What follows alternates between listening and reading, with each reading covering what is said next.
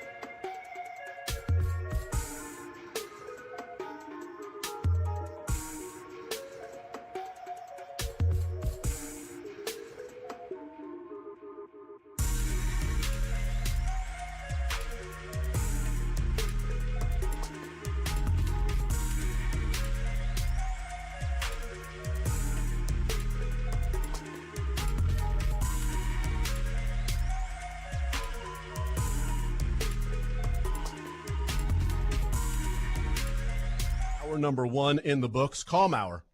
Just a calm, discussion with Sterling and I. Just sort of point, counterpoint, talking about the Royals and what happened last night. All good. Max Reaper, Royals Review, joins us here in the zone to continue that Royals conversation. They're in action this afternoon, a couple hours from now. Max, welcome to the show. How are you, sir? I'm good, man. You're fired up. I like it. I like that. I like hearing people actually excited about Royals baseball and having some high expectations and expecting them to win. This is great. You know what? That's where I sort of am trying to weigh the whole thing, because there's an element of being embarrassed by being that mad of one game in the Royals 162.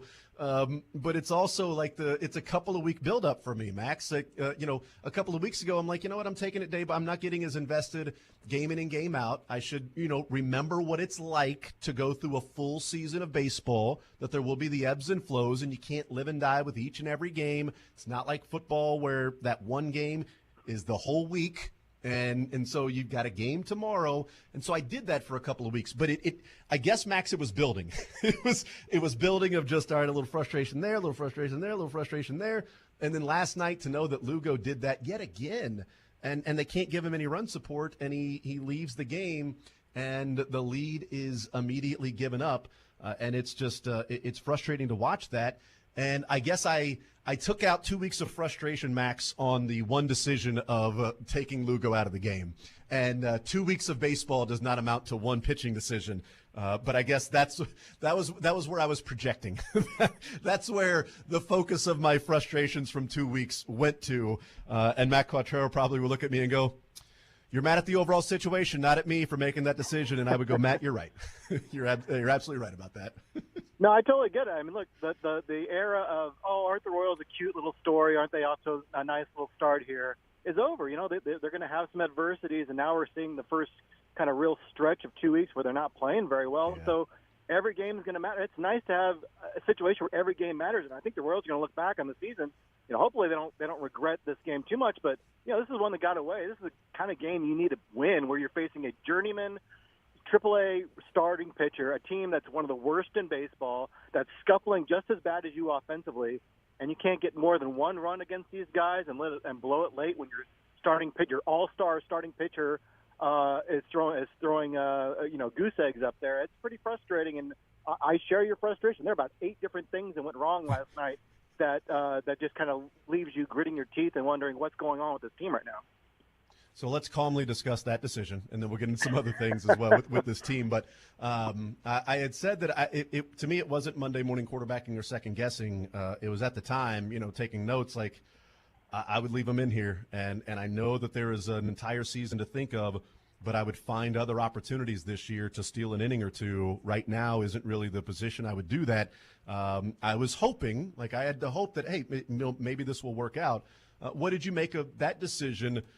Regardless of outcome, not knowing the outcome, but just the decision, 87 pitches. He had thrown, 27 the inning before, and it was hot to go to the bullpen in the 7th. Yeah, I was at the game last night. It was hot. It was a warm night. It was very muggy. Certainly these new Fanatics uniforms, I'm sure, were, they're supposed to breathe a little bit better, but, I'm sure there was pretty sweat-drenched last night. Seth Lugo has had some issues in the 7th inning this year. I mean, I think 3 of his 9 home runs have come in the 7th inning. I think, his last was the Oakland series. I think he gave up some runs in the 7th. So, yep, it was the 2-run shot to go off that tied the game. Yeah. So just to defend Matt Quattrero, that could have been in the back of his mind. That being said, who do I trust more in the 7th inning, Seth Lugo or Carlos Hernandez? I'm going to take Seth Lugo every single time. He's not. I understand. I'm all for analytics and kind of limiting pitchers and from exposing them to third time through the order, late game situations when they're wearing down. But Lugo's not a guy that really relies on high velocity. He's a guy that relies a lot on a sinker and a slider, his changeup.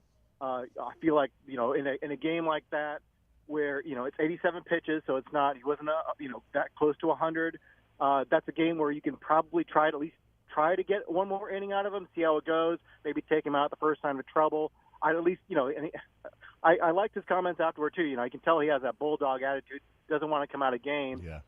And I want that kind of guy on in the 7th inning. And I do wonder, since he's kind of new to starting pitching, if there is a cognizant effort to limit his innings a little bit because he's going to start hitting his career high in innings, sometime in August. Soon. You know, absolutely. So yeah, so there might be some talk from the front office of like, hey, let's kind of limit things here. But I mean, I'm kind of with you. Like, this is kind of a game you really need to kind of give this team some confidence, get the winning going. And there should have been a little bit more of a must-win attitude with this game. And certainly I would have at least considered starting Lugo that inning. And if not, Carlos Hernandez would not have been the first name I'm calling out of that bullpen.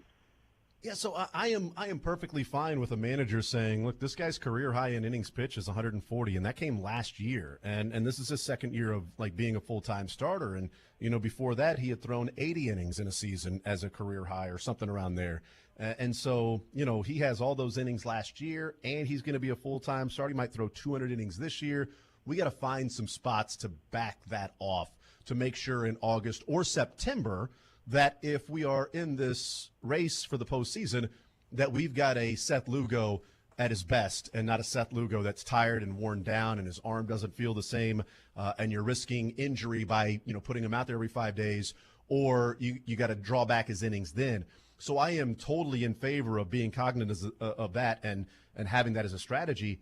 I just think it was poorly implemented last night, and if that's the strategy, my games where I would pull back on innings would be, I had mentioned this in the first hour, the Yankees, a couple of weeks ago, he throws 7 innings and gives up 4 earned runs. Well, those 4 earned runs came in the first few innings, and then he stayed in the game and pitched admirably, and they talked about it after the game that, him doing what he did and going 7 innings was really good for this team, and he threw 102 pitches, but Carlos Rodon was on the mound. And the Royals weren't scoring against him. So is that the time to throw him back out there to get to 100 pitches in the 7th inning against Rodon when you're down 4-0 to the Yankees? That, to me, is the time where you get him out and go, yeah, but we'll put somebody else in there. We have to live to fight another day. It's a long season, and this one may already be out of our control. It's one of those to where their pitcher got ours. The couple of doubles and home runs that happened against Lugo, it happens. We got to get him out of the game here. Look for the full season, because there may be a game down the line soon where I got to keep him in that game, and that would have been last night. 100%. Yeah, I think it's kind of one of those. I don't think they should not consider the future at all. But if you want to limit his innings for games that matter in August, I mean, the games may not matter in August if they continue going at this rate. I mean, you kind of, like I said, it's a little more urgency right now when the team's scuffling like this, because you want these games to matter later in the year. And if they, if you get to a point where it's August and you do want to kind of keep an eye on his innings a little bit, then you look for, other options. Maybe you acquire a guy that can start and relieve, and maybe he jumps into the rotation. You look for other options at that point. But at this point, they kind of need to win these games. And if you get another extra inning out of Lugo, you kind of need to take that opportunity. So, and also, Seth Lugo is not a young guy. You need to protect, that we need to protect his arm for the future. I mean, not to be, I don't want to totally ruin his career or anything, but it's not like he's a guy that, we're counting on in the future. He's probably here a short amount of time. And, if he's a guy that can go out there and give you a few more innings, I think you kind of have to push it to the limit a little bit. So, I would have liked a little more urgency. I remember Mike Matheny had kind of a win every game attitude that kind of drove guys a little bit. Quartaro seems maybe a little bit too far in the other direction, where there needs to be a little more urgency now that this team is scuffling a little bit. So, we'll have to see how we the next couple of games now that he's back. But certainly I've been a fan of his in general, but last night was pretty head-scratching in a lot of different ways.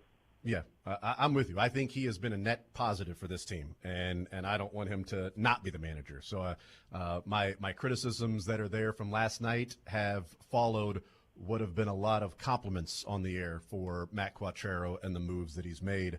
What do you? It's been 2 games, and by me saying that I would have taken C.J. Alexander out of the game in the bottom of the 7th with Hernandez on the mound, moved Garcia to 3rd, put Nick Lofton at 2nd, because I think you would have pinch hit for C.J. Alexander if Puck was still in the game, which he was. And the previous 2 outings for Puck, he had gone multiple innings. So there should be an expectation with MJ Melendez leading off the next inning, they were going to stay with Puck. So I probably was going to pinch hit for C.J. Alexander anyway. So let me get Garcia over to 3rd, maximize my defense, because that's how I was winning throughout most of this year, is pitching and defense. And it's not like he's got a couple of doubles or I feel like we're going to get a big hit in the next inning against what could be a tough lefty. So I don't want it to be like, hey, the problem is C.J. Alexander. I'm excited. I liked the move to bring him up just to see what he can do. What do you think of C.J. Alexander? I haven't followed his career closely in the minor leagues. I know he was performing really well, and so I am not asking for the Royals to give up on him in 2 games at all. Last night I would have liked to see a specific move, but what do you think of C.J. Alexander, and can he be a lift for this team at the plate, despite what he's looked like the first 2 games in his career? I'll take that with a grain of salt. The guy's making his debut. Sure, yeah, you don't want to give up on a guy after 2 games, but certainly he did a couple things that I think some fans are going to roll their eyes a little bit like, oh, yeah, a little overmatched by the moment.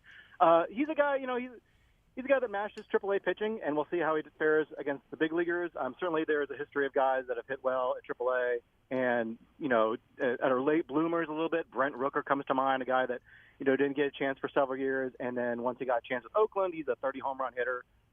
Then there are certainly a long list of guys who have hit AAA pitching, amassed really well at that level, gotten up to the big leagues and found they cannot hit the major league slider. They cannot get the ball out of Kauffman Stadium, that kind of thing. So we'll have to see what C.J. Alexander is. He's a guy that's going to strike out a lot, not walk a whole lot. His meal ticket's going to be his power. He put one in the gap yesterday, but certainly not enough to get it out of Kauffman Stadium. But the Royals are obviously counting on him to drive the ball, give them a little more offense. And his defense, there's a reason why he played first base all last year.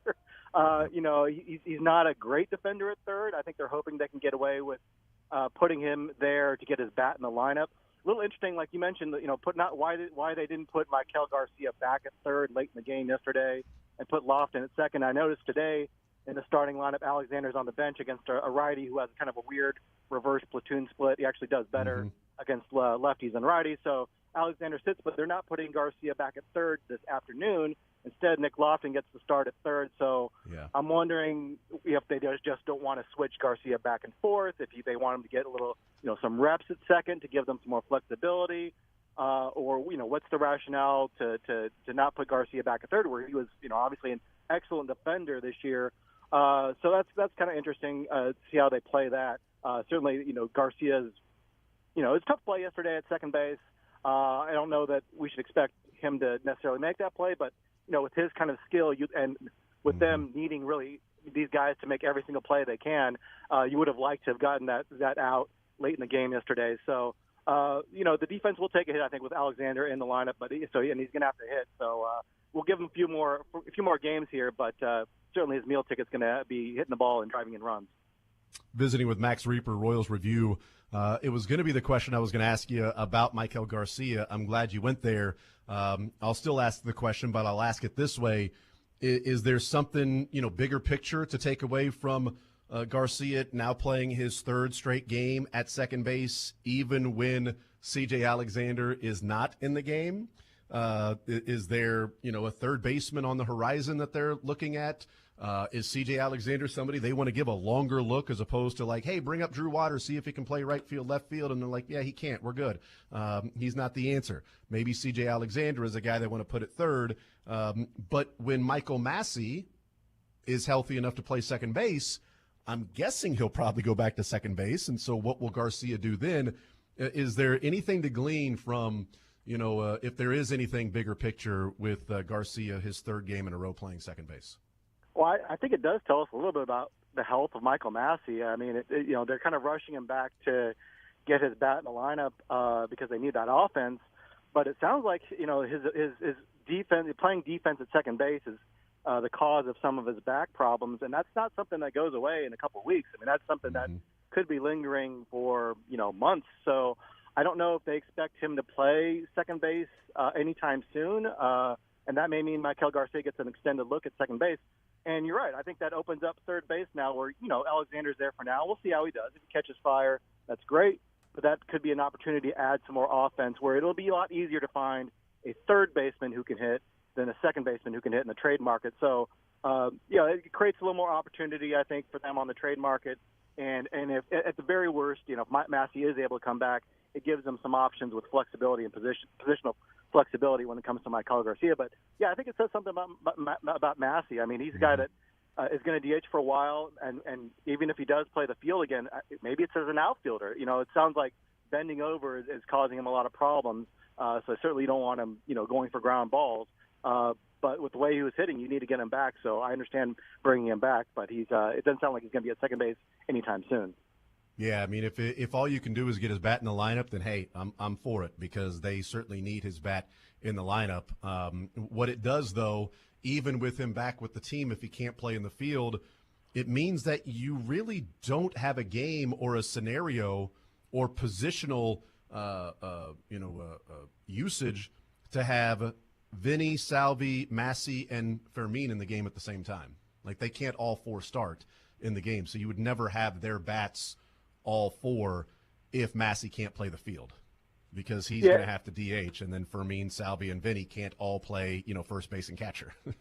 Yeah, they have a lot of DH types on the roster right now, and they also have a couple guys that can play a lot of different positions. But those are the guys that aren't, necessarily your big boppers. Your Adam Frazier's, your Garrett Hampsons, your Nick Lofton. I'd like to see Lofton get going a little bit, but he's not a guy you're counting on right now. But yeah, it's a little bit of a problem. You have kind of a guy that's limited to DH duties, and you have a guy like Salvi, and you have a guy like Vinny Pasquantino, who's we should probably have a discussion about his defense a little bit. I know a lot of people are critical of his footwork yesterday. I don't know if I'd put the Will Smith throw on him, but that's he's had some opportunities to make some plays that haven't panned out, and he's a guy. He's still a young guy, but he's unlike Salvi, who's picking up first base late in his career. He's a guy that's kind of played first base for a long time, and you'd like to see a little bit better fundamentals from him at times. So. Yeah, you're right. It limits your options if you have guys stuck at the DH position.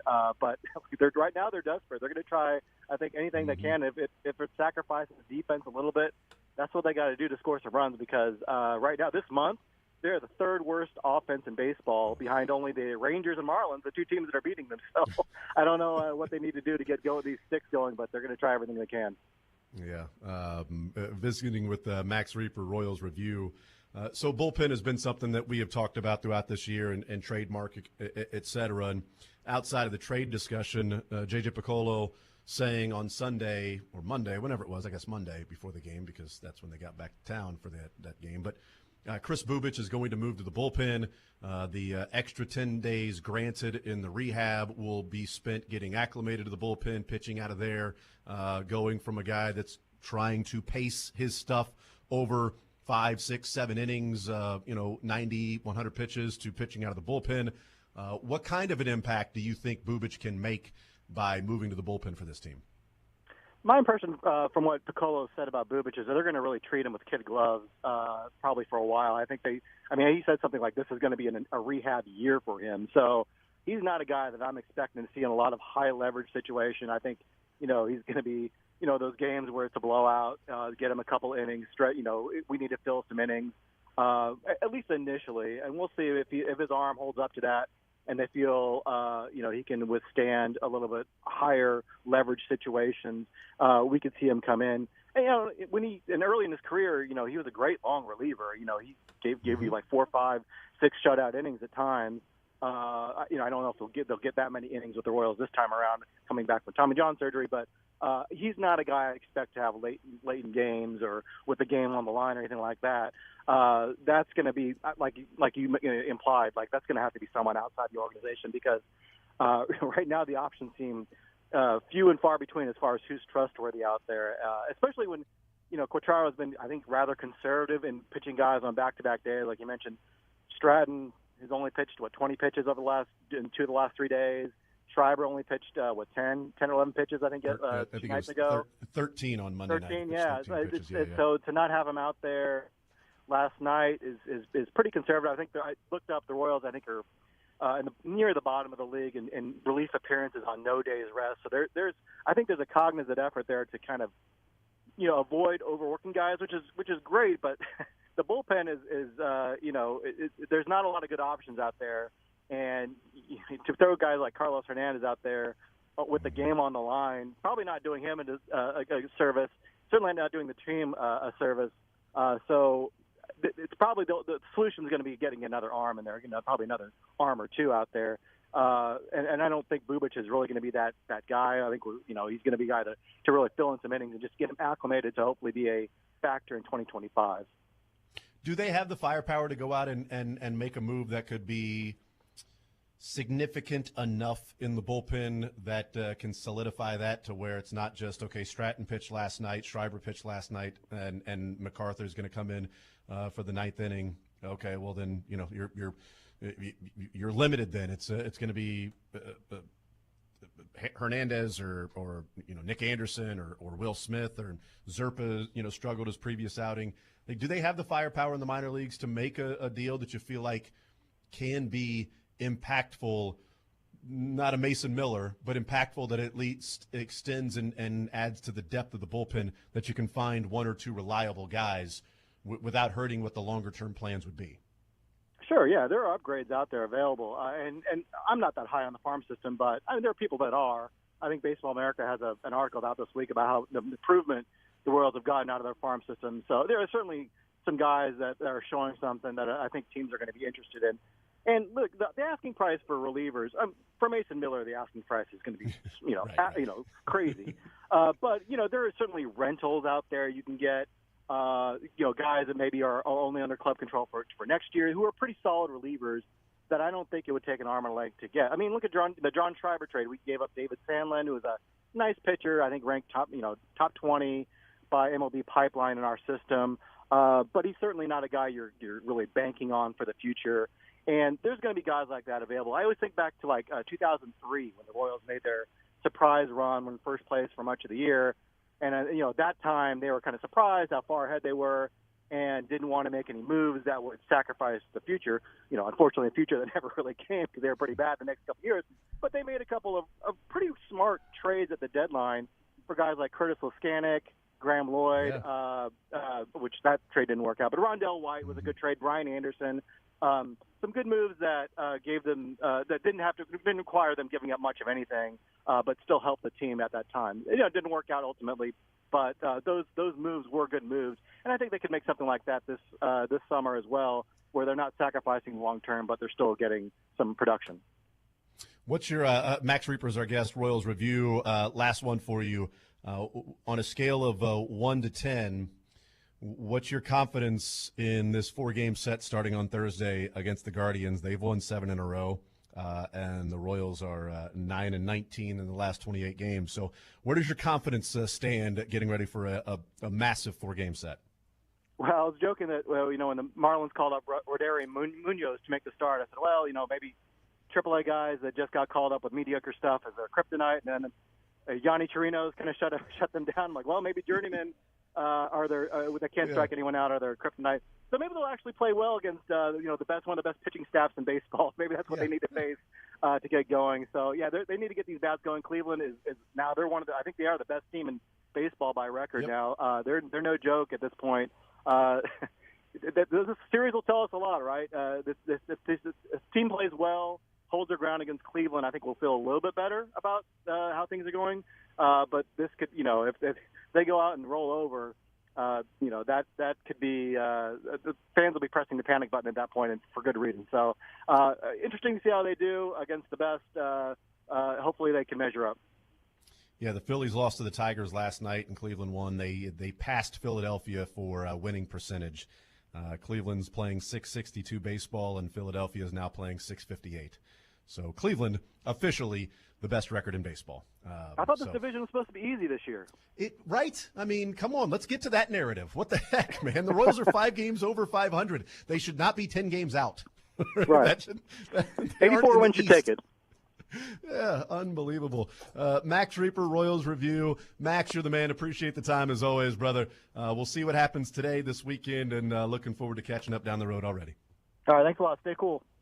Absolutely, you too. There's Max Reaper. I know, right? Don't get heated. Whether that's in the heat outside or like specifically talking Royals in the first hour. Like I think that's there's multiple interpretations of that from Max. I thought he meant like you're a cool guy. Like stay cool, you cool dad.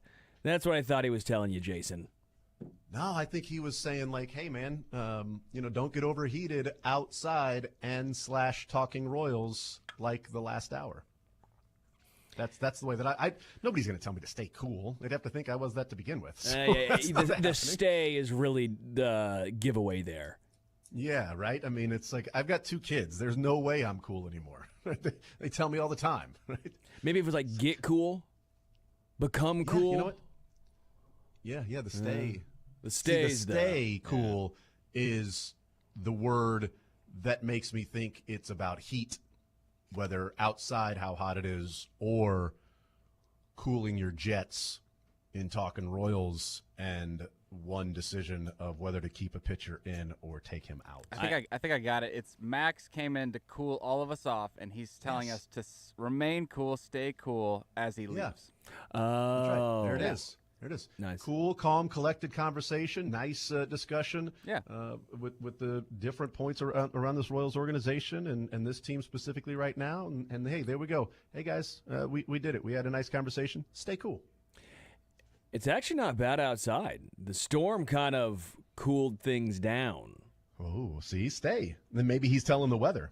Maybe this was his chance to put the message out into the radio waves that Mother Nature will hear it and she'll be like, you know what? I think I'm going to, Max. I think I'm going to stay cool today. You know what? We're going to stay gold, Pony Boy. That's what we're going to do. Let's stay gold. Sterling, any chance you get that reference? The Outsiders. Yes. I read the book. Oh, yeah. All right, more so next.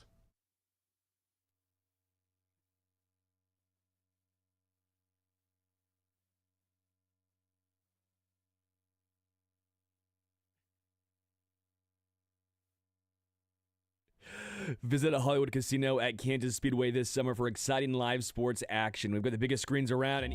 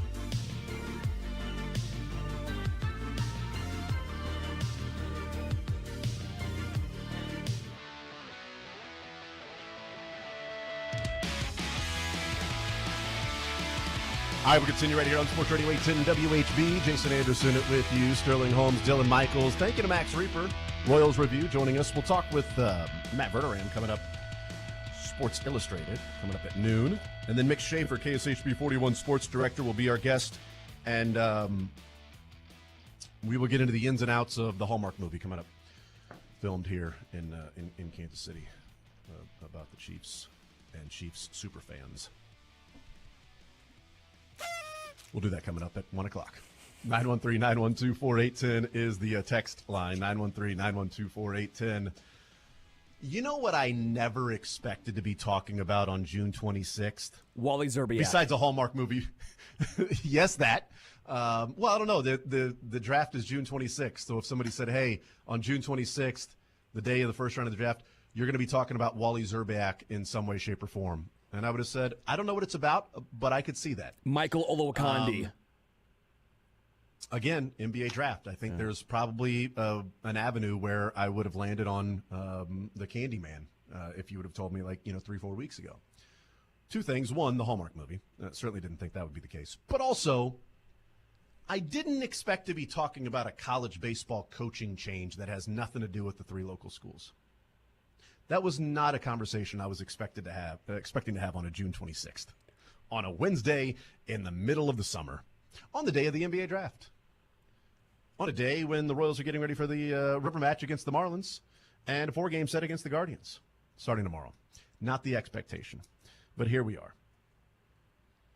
So here is Jim Schlossnagle, the head coach of Texas A&M, was the head coach of Texas A&M. What in the Jim This is old Rome? Jimmy. No, we're not glossing over the Wait.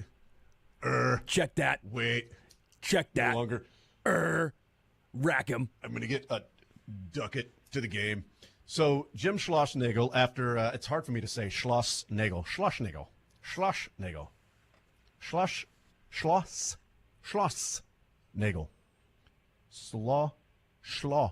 Snagel.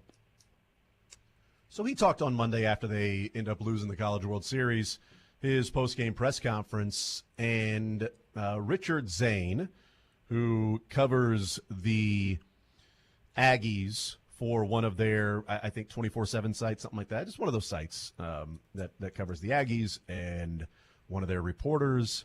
And if you haven't heard the audio, here's how it sounded on Monday night after the College World Series. Coach, with respect to the difficult outcome tonight, but with the rumors circulating today about a specific job opening, what do you have to say about your future in Aggieland? Yeah, I mean, I think it's pretty selfish of you to ask me that question, to be honest with you. But I left my family to be the coach at Texas A&M. I took the job at Texas A&M to never take another job again, and that hasn't changed in my mind. That's unfair to talk about something like that. That'd be like you asking Montgomery if he's going to sign in the draft. But I understand you got to ask the question.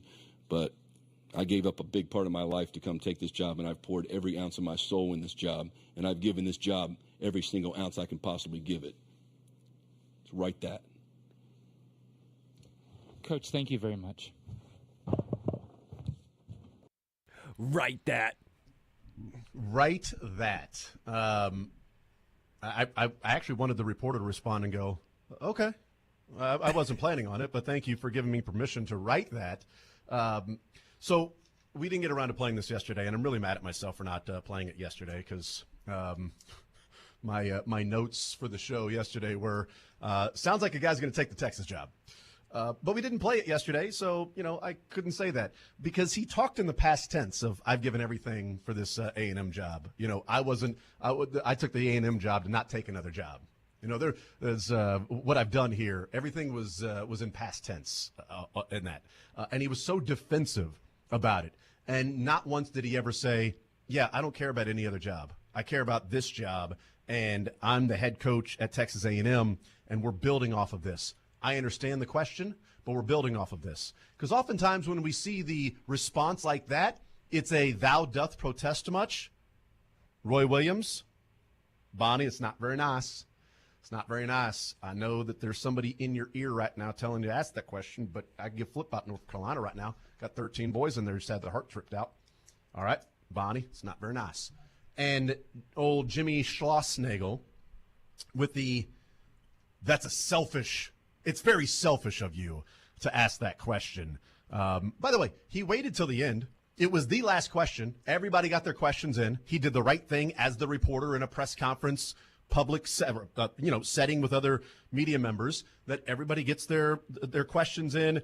You don't want to make the person mad to where he storms off and people can't get their other questions in that they want to ask about the game, et cetera, movement, whatever that is. So he waited, and then he asked the question at the end, and that is one of the main questions that if you were a Texas A&M fan, you probably want to know the answer to.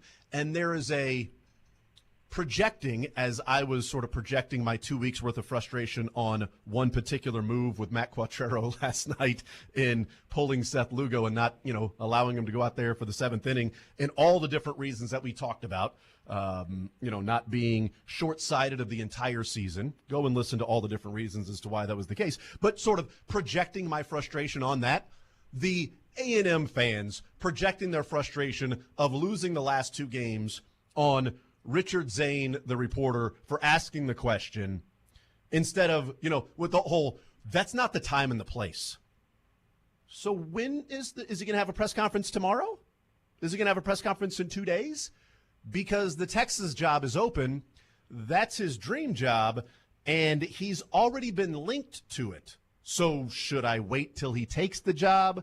If he doesn't take the job, then there's no reason for me to ask about him taking. It's literally the only time you can ask it. So when people say that's not the right time, they just say, don't ask the question. Mm-hmm. But you don't know what the answer is going to be, though. It's the whole thing. It's like, well, what's he going to say? You know what he's going to say. I don't actually. I didn't know he was going to tell the reporter that he was selfish. I had no idea he was going to tell the reporter he was selfish. So he right might have, that. He like Sterling, he might have said, I'm not going anywhere. Texas reached out. I said, no, thank you. I'm coaching the College World Series, A&M, and I'm moving forward. Boy, I bet A&M fans would have loved to hear that, right? Then all of a sudden, it's not a selfish question. Then it's, hey, way to go, Richard. Way to get that question. It's a selfish question because the manager, the coach, said it was selfish because he knew he had the insecurity about the fact that he was going to take the Texas job the next day, and he's saying it's selfish for the reporter when dude's been talking to Texas while his team is playing in the College World Series? That's a level of hypocrisy. He should be in politics. Like, that's a crazy level of hypocrisy of do as I say, not as I do. Rules for thee, but not for me. Like, unbelievable. What a total tool, P-O-S-D bag, this Jim Schlossnagel is. I love this. Quote, I took the job at Texas A&M to never take another job again, and that hasn't changed in my mind, end quote. Wow. Apparently it changed in one day. Jason, can you believe that? In one day, apparently it changed. In his mind. I wonder what he left behind at A&M this time to take the Texas job, because he left his family to take the A&M job. So apparently his family was at TCU. Probably his soul.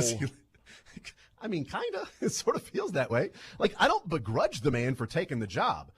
Hey, you know what? You've worked. You gave a lot to A&M. You got them in the World Series, playing for the College World Series. You are leaving that program better than what it was when you found it. And now you're taking the Texas job. If you're A&M, yeah, you're pissed because you're losing your guy to Texas. There's a lot of history there with that whole thing. It's the fact that, you could have easily answered it by going, we just won the World Series, and that's not something I'm thinking about at all. I took this Texas A&M job not to take another job. I've done this in my career, and right now my focus is with those players in that locker room with what went on tonight and yesterday and how close we were to winning the World Series, and we're crushed right now. So it's just not something that I'm thinking about or care about. But that's pretty simple to say. We should have known, and I was actually correct. Apparently, he actually did give his soul because it goes, quote, I gave up a big part of my life to come take this job, and I've poured every ounce of my soul in this job. There it is. So I was correct. Right, yeah. He actually gave his soul. Yeah. God, what happens if he leaves Texas? Does he have to leave an arm behind? Yeah, that's or like tough. a leg, like a limb? I've Because his given- family's gone and his soul. He sold his family and his soul for the Texas job. I gave my left leg. Oops, shouldn't have said that. Shouldn't have said that. I knew it was going to come back and get me. Knew it. It's a old peg leg. but Old make peg sure- leg Schlossnagel. That was his nickname at Texas. The stones of him to call him unfair and selfish. I'm not, it hasn't changed in my mind. And then all of that and goes, so write that. And then the next day, he's gone. Yeah, maybe apologize to the reporter, you jackwagon. I mean, seriously. Publicly, by the way. Yeah, publicly. You better, not a behind the scenes. Don't hold your breath. You tried making him look like a clown for asking that question, when in reality, dog, you're the one with them big-ass shoes and the red nose. What's the GoFundMe? What's the number we have to get this reporter a press credential for his opening press conference at the Texas job? Like, is that possible? He needs one. Because we need him to be there for that. So, Coach, 100%. I wrote that story, actually, and am I still selfish? Am I still selfish? I think where we all fall is it's okay to take the job, but it's also okay for the reporter to ask the question. You can't call agreed. the reporter selfish for doing his job when you just got a job doing your job. So When do you think he started talking to Texas? 2 weeks ago at best. I mean, Whenever they fired that guy. I don't know, Jason. Well, they fired the guy on Monday, but here's the thing. Oh, hell. If they fired him Monday and hired, the coach on Tuesday, that had been in the works for a while. Yeah.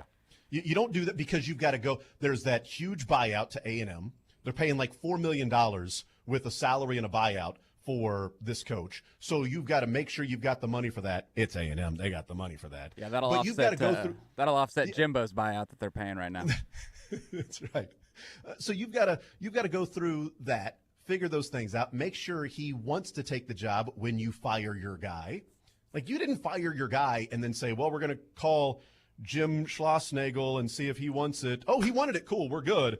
Like, you knew he was hired when you fired him, and they fired that guy on Monday, the day of the third game of the World Series, on purpose. I don't have any question in my mind that Texas did that because A&M was playing in the national championship, and Texas and their AD knew what would happen that day. There would be all the rumors and the talk about Schlossnagel taking the Texas job. They could have waited one day. They could have fired that guy Tuesday, and then Schlossnagel would have already had the game, already had press conferences. He could have taken the job without having to stand in front of the media and present himself to be, as Sterling said, a clown, and attack a reporter for being selfish and what was the other word he used? That's selfish, and it's he used let me pull it back up, and unfair. It's unfair. Unfair, that's right. It's unfair. For saying it's selfish and unfair. He wouldn't have had to sit in front of the media. Why did Texas have to make the announcement they were firing their coach on Monday? This move was done. Like, he was taking the job, and he had been talking to Texas. And whether he can go, well, I wasn't talking to him, my agent was talking to Texas. Right, but you knew while your team was playing in the College World Series, you were the Texas coach. You knew on Monday night when the news came out that afternoon that Texas coach was fired, you knew you were the next guy. And with all the rumors around it, you're sitting there coaching that game, managing that game, and your attention isn't split. I can tell you this. Everybody in that dugout, every player in that dugout, they had more of their attention specifically to that game than that coaching staff did. There is no way you can tell me that coaching staff was 100% completely focused on that game when they know all of the rumors out there that are going on about them taking the Texas job with that coach being fired that day, and knowing after this game is over, you're going to have to answer some questions. You're not going to be 100% focused on that game. He didn't throw the game. He didn't lose it on purpose. But it's very selfish in that those players that have put in the work, they're the ones that are completely, totally, 100% focused. And this guy's got some, I don't care if it's 1%, I don't care if it's 0.5%. Some of his focus is split because he's taking the job the next day at Texas. And as I've been told, the entire coaching staff from A&M is going with him to Texas. Oh, wow. They all knew they were gone the next day. Dude. Well, luckily it's not like a rivalry or anything. Yeah, it's okay for him to go. Like, it's okay for him to take the job. He did everything at A&M. The issue is him trying to divert attention and act like this reporter was some scoundrel, some rabble-rouser that's there, that's just speaking out of turn and has no place, and it's selfish, and it's all about him, and you're trying to put the spotlight on you, and it's unfair to ask that question and then take the job the next day. Like, that's the guy that's going to complain about NIL. That's the guy that's going to complain about the transfer portal. They're going to hear Schlossnagle talking about transfer portal and NIL. That's what's ruining college athletics these days. Like, those are the guys. It's as hypocritical as he was one day to the next. That's a guy that believes the college athletes are the issue in college sports and not the money that has gotten out of hand in paying coaches, and the fact that we're talking about $3 million a year for a baseball coach. Yeah. A non-revenue sport. And also, like, we wouldn't be talking about it. It would just kind of be status quo if he didn't call this reporter selfish for doing his job and asking a question that is actually right. Like, he asked the right question, and people are going to go back and say, wow, I mean, this guy was kind of on it. And if he doesn't take the job and does all that, he's actually a hero in Texas A&M. Like, you give that answer, and then you stay here and continue to take us back to College World Series, you're a hero. You just don't have to do that. There's no... It's like Jerome Tang. Yeah. Jerome Tang said no and multiple times, and he's now a hero in Manhattan, right? Am I wrong? He didn't have to answer right. The issue is he didn't have to answer right after a game. And so I get why fans get frustrated when, especially with college, when a team loses in the tournament and they've got professional aspirations. And the question is, hey, you know, the decision whether to go pro or stay, I know it's raw, I know it just happened, but do you have an idea of, you know, what that'll be like for you in the next week, 2 weeks, how that'll happen? You don't know what the answer is going to be. Odds are they're going to say, I'm not even thinking about that right now. You know, no, I don't. Of course I'm not thinking about that or whatever. And then it's like, well, media member, you jerk. What if they respond and go, yeah, we already made the decision. This was my last game, and, you know, I'm going to miss these guys or whatever. Like, oh, well, there you go. The guy just said his last. Well, you know what he's going to say. No, you don't. You don't know what he's going to say, even if it's well, you're just asking a generic question. Like, what else is the answer going to be? We wouldn't be talking about some of these answers in press conferences if we knew the answer to every single question. We wouldn't be talking about some of these things that are sticking out. Okay, the only thing we'd be talking about with this, guys, is the fact that he went from A&M to Texas. That's it. That's the only thing is like, wow, he went from a rival. He left A&M to go to Texas. That is a huge slap across the face to A&M by Texas. My goodness, they're joining the SEC. Yeah. You left the Big 12 to get away from Texas. Now they're joining the conference, and they just took your baseball coach. That'd be the conversation, not about Schlossnagle being a complete and total jerk. His reaction, like I was saying, he just put a massive magnifying glass on the situation by reacting like that. Like, people need to have some PR person or someone in their camp that says, hey, you're taking this job. You don't have to, vehemently defend that you're not taking that job, because you're going to look dumb when you take the job. Like someone in his ear could not have told him, like, hey, a question is going to come up about the Texas job. I would deny it, but maybe don't go so strong as to call a reporter selfish and unfair. Or even if it's just, hey, look, Jim, you're going to be asked about this, okay? There are rumors out there. I don't know if you've heard. And if you're the SID of baseball, you're probably not aware if he's leaving or not. But in that, situation of, hey, man, the rumors are out there. Whether you've seen them or not, you're probably going to be asked about the Texas job. So just so you know, just be aware of that. Like that, you wouldn't be doing your job if you're the SID and you didn't make sure he was aware of what was going on. Maybe you already know he's aware, so you don't have to. Maybe that conversation happened earlier in the day or whatever. I don't know. But he would have to be aware of that.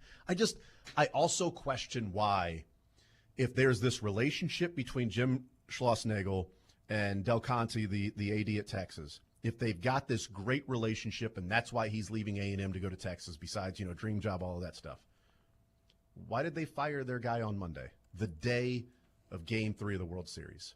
If it was that great of a relationship, you could have waited till Tuesday. You fired him on Monday. You knew what the reaction was going to be. You knew it all day the conversation was going to be. My question you got a great relationship. You put him in that position as the AD. My question, Jason, do you think that he cashed in after game one, or his agent cashed in after game one of that World Series over the weekend when they dominated Tennessee? Or do you think it was before that?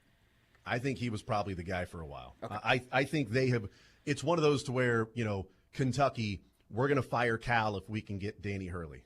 You're not going to get Danny Hurley. All right, well, we're probably not going to fire Cal. Oh, wait, he's going to Arkansas? Oh, well, let's reach out to other people. Okay, Hurley's not interested. Well, the only reason we were going to fire Cal is if we could get our guy. And now all of a sudden, we can't get that guy, and our guy's still leaving. I think it was like that. Okay, we're going to make this move. I want Schlossnagle to be the head coach. Let's reach out to his agent. Is he interested? All right, he's interested. They're going through the World Series right now. Let's figure out if it makes sense monetarily.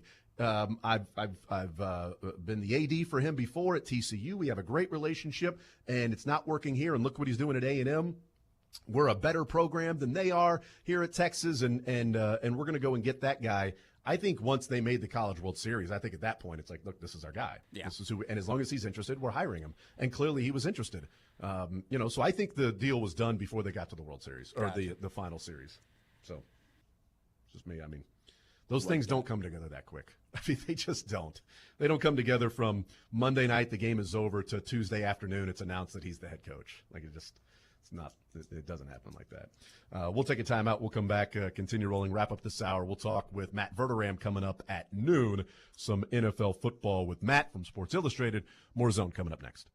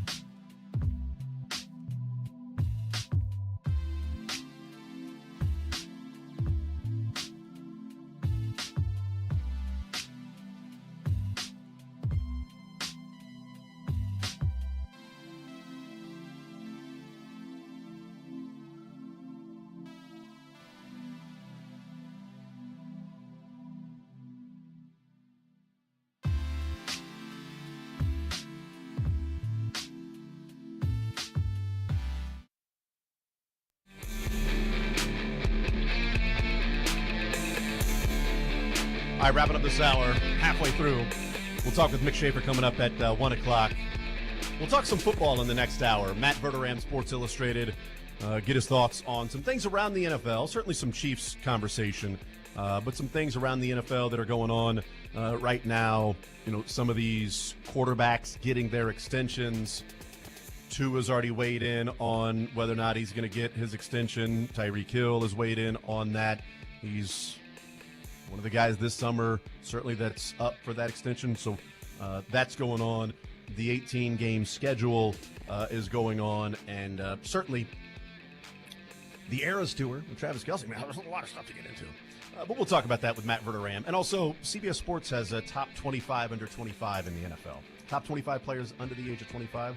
We're going to do that this hour as well. Matt Verderam comes up next.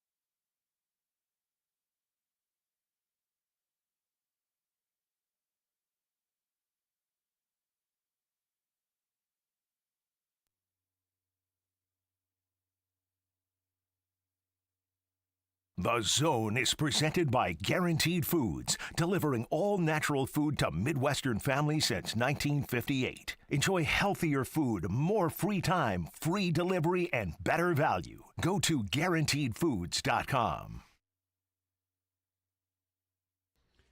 All right, we'll continue right here on Sports Radio 810 WHB. Jason Anderson with you, Sterling Holmes, Dylan Michaels. We had up until 2 o'clock. Mick Schaefer, KSHB 41 Sports Director.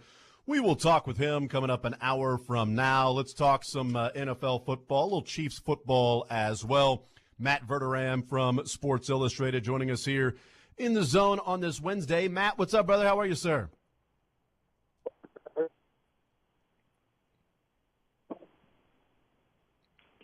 you hear me? I got you now. What's up, brother? Okay, there you go. How you doing? Very good, man. I am doing just fine. I appreciate you joining us today. We can talk a lot of football and things like that, but this is the time where some of the topics are few and far between. So we can actually sit back and analyze and examine Travis Kelce's performance on stage with Taylor Swift. That's the freedom we have in a time like this, Matt. We really do. It's the gift of our time. I thought it was pretty good. It was clear he was involved and he wanted to be, but he was also fairly understated. Yeah, didn't hijack the show. I thought all things considered, he should feel pretty good about his performance. I like that they said he stayed on script because my concern would be he's so used to sort of working in space and seeing and feeling where to go on the big stages that there in the Eras Tour he might take some liberties on what he should do or where he should be. So I like that they said there was only one day of rehearsal and then he killed it that next night. Yeah, I think that's you gotta work him in a little bit, slow. You can't get too aggressive. This is the first time the man's been on stage in the biggest tour maybe of my lifetime. So probably wise not to load the playbook up on him too much. Yeah, that's exactly right. And Travis, I know you say that the routes on the Chiefs playbook are not lines on a piece of paper. This is going to be lines on a piece of paper. Right? You need to follow the choreograph here. All right, you need to stay with your spots, hit those spots, do the things you're supposed to do. No ad-libbing here. It's not. I know you and Taylor have a great relationship, and it hasn't been a relationship that you and Patrick have cultivated over the years. So just stay on script there. Matt Verderam, Sports Illustrated, is our guest. The Chiefs offseason, essentially signing, releasing things like that done. We'll see when they get to training camp in about 20 days from now. But as you look and examine the offseason from the Chiefs, did they get accomplished what you think they needed to from a bigger picture? And has Brett Veach set his team and his coaches up for the best opportunity to go and three-peat? I think from a roster perspective, from free agency in the draft, yes. They needed to bring back Jones. They needed to bring back Tranquil. They did those things. They had to add a receiver, preferably two. They did that with Hollywood Brown and Xavier Worthy. They even brought back Nicole Hardman, who I think will be valuable depth. I don't think you can complain. They even brought back Mike Gannon, who I think a lot of people thought might be gone. The other side of this offseason has been a tire fire, which has been Rashee Rice and Isaiah Buggs and all the nonsense that's gone on. So I think from a roster standpoint, yeah, I think they're as loaded as they've ever been. I think from a noise perspective, they have had a lot more headlines than they were looking to have over the last 4 or 5 months. Are you fine with the timing of Isaiah Buggs and the 8 days that it took essentially for the Chiefs to release him after he was arrested and charged with the domestic violence, a Sunday ago, and then released him on, I think it was Monday? Like, are you okay with that? Would you have liked to seen it earlier? Does it matter if they do the right thing? Like, how do you view the timing of the whole thing and then the decision ultimately to move on from Buggs? I mean, I thought it was, quite honestly, I thought it was a disgrace it took as long as it took. I mean, he already had been arrested this offseason for neglecting 2 animals, 2 dogs. And look, I understand that we live in a world, correctly so, that is you are innocent until you're proven guilty, and that's the way our justice system works, and fine. That's not necessarily the way the NFL works. And I don't know how you could sit there, if you're the Chiefs, after the second arrest of really heinous allegation, and it took you 8 days to make that decision. What were you doing for a week? I mean, there was nothing going on. You weren't overloaded with things you had to get done. I thought it was very bizarre he was there after the first arrest. He was never going to make the team. So it wasn't like they were sitting there trying to weigh, well, how much productivity are we going to get? And then to keep him through a second arrest for 8 days, I thought was egregious. It felt like that's an easy win. It's a layup to say, yeah, I know that people talk about whether we take the character concerns as greatly as some of the other organizations do. They question that about us, and maybe we're a little cavalier with that. No, we're not. See, we aren't even waiting for the justice system to play out. This guy's gone. It seemed to be an easy layup for them, and I'm not sure why why it ends up being not necessarily an L, but it's not a win either. Yeah, I mean, I'll give him an L for it. I mean, to me, that's the fine. L Yeah, comes I have in no problem with them. Yeah. But here's why, though, to me. As ugly as the first allegations are, the fact you waited long enough for a second arrest to happen in a completely unrelated and even uglier incident, at least alleged incident, what are you doing? And this is a team that, quite honestly, look, they've had an immense amount of on-field success. They deserve all the credit in the world for that, from Andy Reid to Mark Donovan to Brett Veach, Clark Hunt, everybody involved. At the same point, let's call it what it is. They have had a lot of off-field ugliness the last 5 years. I mean, there's no getting around it. They have had multiple players suspended. Charles Mena, who came in before he even played it down, he was suspended for 6 games. Lloyd Gay was suspended for 4 games. Obviously, there was the entire Britt Reid fiasco, which was awful and sad and ugly. And then you have this Isaiah Buggs thing. Rashee Rice is incredibly fortunate. He didn't kill somebody in Dallas the way he was driving earlier this year in soft season. I mean, the list goes on and on and on. They brought in Damon Arnett. Damon Arnett lasted, I believe it was 9 days for it to cut him because he got in trouble. I mean, this is a team that over the last 5 years has had a dynastic amount of success. There's no denying that. They have also had an unbelievable amount of off-field ugliness over the last handful of years. And the Isaiah Buggs thing, because of the complete lack of a role that he plays on the field, made no sense. Why is he still there to even be arrested a second?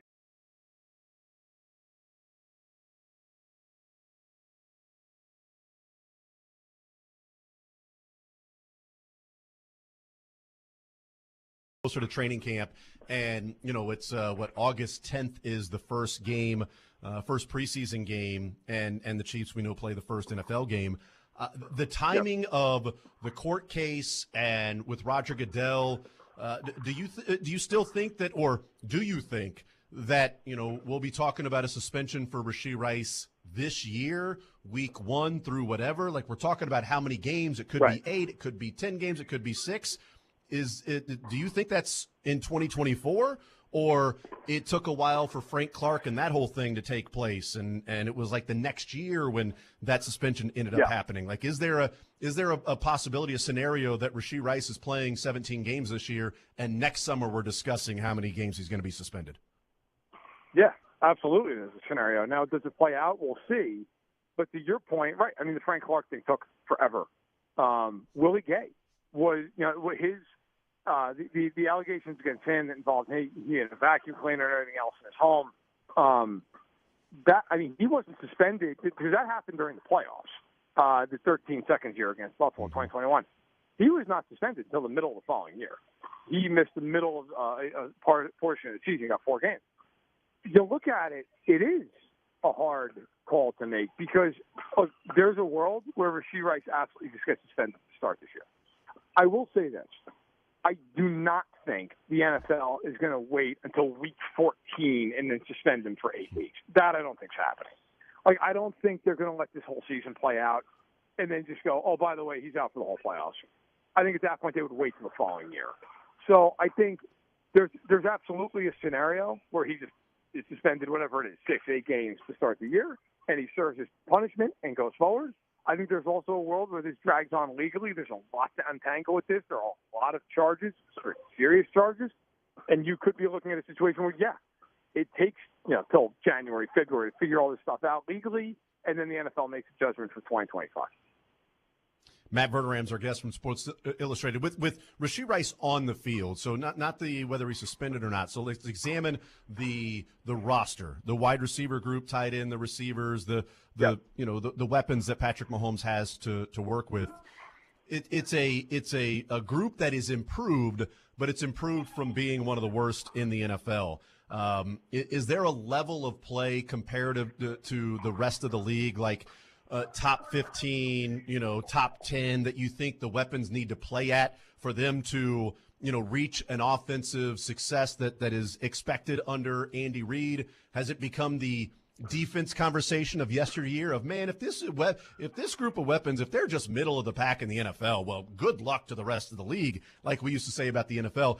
Is that where we're at, or is there an expected level that it needs to be even better than that, because this is still a team that should be much better offensively than trying to overcome the deficiencies with the weapons rather than excel with said weapons? I think that it's very hard to judge based on what we just talked about with Rice, his availability, and then Xavier Worthy. Like what Rashee Rice did last season on the field, he's an outlier. Most rookie receivers under Andy Reid do not post near 1,000 yards. They just don't do it. Now, Xavier Worthy might be pressed into a very prominent role early if Rice is suspended. So you have this kind of push-pull of, like, you don't know exactly what's going to happen, and it affects multiple guys. I will say this. If Rice does not get suspended this year, that's something that takes place down the line. There's a world where this team is very, very good offensively, like immediately. I mean, you're talking about a group that you have Mahomes, you have Pacheco, you have Kelsey, you have Hollywood Brown, you have Xavier Ward, you have Rashee Rice. I mean, if you looked around the league and you said, okay, when the team is in their 11 personnel, running back, tight end, three receivers, how many teams have a scarier fivesome than that? I don't know, 3, 4. Like, it's not. I mean, it's Houston would be in that conversation, San Francisco, Philadelphia, and after that, and you're looking at maybe Detroit. After that, you're looking at the Chiefs and going, it's pretty. Because obviously, too, you got to factor in you got Mahomes at quarterback, so he elevates everything anyway. I mean, look, I think they could very well have a top 10 offense, but I really think, much like last season, the thing that's going to drive this is going to be this defense. Even though they lost Snead, they're probably still a top 5 defense in the NFL. And if that offense is merely like, hey, we're 8th in the league, have fun beating them. I mean, I think this team on paper is significantly better than it was a year ago, just because I think the jump at receiver is so great. And to your point, a lot of that because it was so atrocious last year. Yeah. Like, I think that alone makes them so. I mean, they won the Super Bowl last year with their receivers basically playing like they were trying to win for the other team, and they still won the Super Bowl. If you even have the 12th best receivers in football, that's a monumental jump. So I think they could be top 10 on both sides of the ball this year. Visiting with Matt Verderam from Sports Illustrated, and it is a team that last year the defense was so good that it helped them get there and was a big part of their success, and Mahomes was fantastic in the final drive of regulation and then in overtime against San Francisco, but that defense was so good all year, and like you say, if they're top 5 yet again this year, even though losing L'Jarius Sneed, then good luck how good this roster is. The transformation. Is he all right? Is he okay? Did he just is he in an avalanche? He dropped for sure, but I'll get him back. Is there an avalanche with him? Can somebody check on him? Is he sliding down a hill right now? Is there something happening? What is that? Is he on a walkie-talkie? Was there a Niner there? I'm concerned for his safety right now. Somebody please check on Matt Verderam. Is he okay? Or did he just not want to talk to me anymore? Break up. There. Yes. I have got him back. What's He's the breaking all right. news? I'm putting him up now. Okay, Matt, you're safe? You're okay? I'm fine. The phone just cut out, but I am fine. Verizon may not be, but I'm fine. It sounded like all of a sudden you were overcome with either a wave or like you were in an avalanche or something, and I was very concerned for your safety. I haven't moved in 20 minutes, so I don't know. As far as I know, I'm safe and sound. Well, who knows what our conversations are having? Who knows? Maybe one of us, died 20 years ago, and this is all in our mind that we're playing this out, that we think we're still alive and our family still, that's that. Think about that for a while, right? I mean, woo, mind blower right there. Sounds like everybody else's problem. Things are going well for me then, so that's good. Yes, this is weird. Like, you passed away, yet I'm still in your afterlife. This is crazy. I was talking about the defensive transformation that we sort of discussed, like how good this defense was last year, and then you're mentioning like they could be top 5 again, and if that's the case, good luck for some of the rest of the NFL. I look back to what this defense looked like when the Chiefs lost to the Bengals in the AFC Championship game, to what it is now, even losing L'Jarius Sneed. And that's not common. Like, how uncommon, how unordinary is it for a team to transform a defense the way that this team has transformed a defense, from being old and slow to being fast, young, physical, and one of the top in the NFL, while paying Patrick Mahomes and Chris Jones? Like, that's just not to be expected. And I think there's a little bit of taking it for granted when we just say, hey, how much better can the wide receiver group be? And the defense is going to be good yet again. It's like, yeah, but that was such a liability a couple of years ago. I think when we look back on this dynasty, I think the defining thing will be that 2022 draft, because it completely – look, people forget this. Like, going into that year, as successful as they had been, they'd won 1 Super Bowl. And the last 2 years were shrouded in failure. They had gone to the Super Bowl and gotten blown out. And they had lost an AFC title game that, let's face it, everybody thought they were going to win. Everybody. That was a foregone conclusion. They were supposed to kill Cincinnati. And I remember when they traded Tyreek Hill. Look, I'll be the first one to admit it. I crushed them for that. I thought that was insane. I thought that would hinder Kelsey, everything else. And I remember talking to somebody in the Chiefs organization who said to me, and look, like, this is because we have to fix the defense. We have to fix it. And the only way we're going to fix it is by getting a bunch of picks and having some cap space. And you know what? To Brett Veach's credit, he was able to really execute. He figured it out. I mean, look, a lot of teams can make a move like that and screw it up and take a bunch of guys who don't play well. They drafted Carl Ostis. They drafted McDuffie. They drafted Brian Cook. They drafted Leo Chenal. I mean, they drafted correctly, incredibly well. And so, when you talk about rebuilding the defense, it's not only that they did it in such a fashion where it was so fast and so swift. It's also that they did it without signing any big-name free agent. Like, Justin Reed's the biggest signing they made. 3 years, $30 million. I mean, it's good money, but it's not like crazy money. It's not like they went out and spent $30 million on a pass rusher. They did it all through a little, small free agency signings that any team could have made, and they did it through the draft. And that is to Brett Veach's credit, to his staff's credit. I think, when we look back 20 years from now, that draft is going to be the moment. They went from being a team that had won a Super Bowl that was a very good team, but historically speaking, a one-time winner, to a team that 2 years later is a dynasty. And that class is an enormous part of why. Matt Verderam, Sports Illustrated. Last one for you. Talk about an 18-game schedule, 18-game season. One, yes or no, it's going to happen, and two, when do we think this will be implemented? 25, 26? What are you thinking about this conversation that has come up? Oh, it'll definitely happen. I remember speaking with a couple of people in front offices around the league when the 17-game schedule came to pass, and uniformly was told, oh, we'll get ready because in about 5 years there's going to be an 18-game schedule. I don't think anybody in the league thought that 17 games was some permanent solution. 18 always made more sense because now you have the 9-9. And look, the league wants to do whatever it can to make the Super Bowl a national holiday where you have Monday off, of course, President's Day. Yeah. They're going to do that. I think next year's in play. I think the latest it'll be is 2026. I don't think we'll have 17 games for more than, at the most, 2 more seasons before we go to 18. Matt Verderam, Sports Illustrated. Matt, appreciate it as always, brother. Thank you for stopping by and chatting with us, and we'll talk soon. You got it. Take care.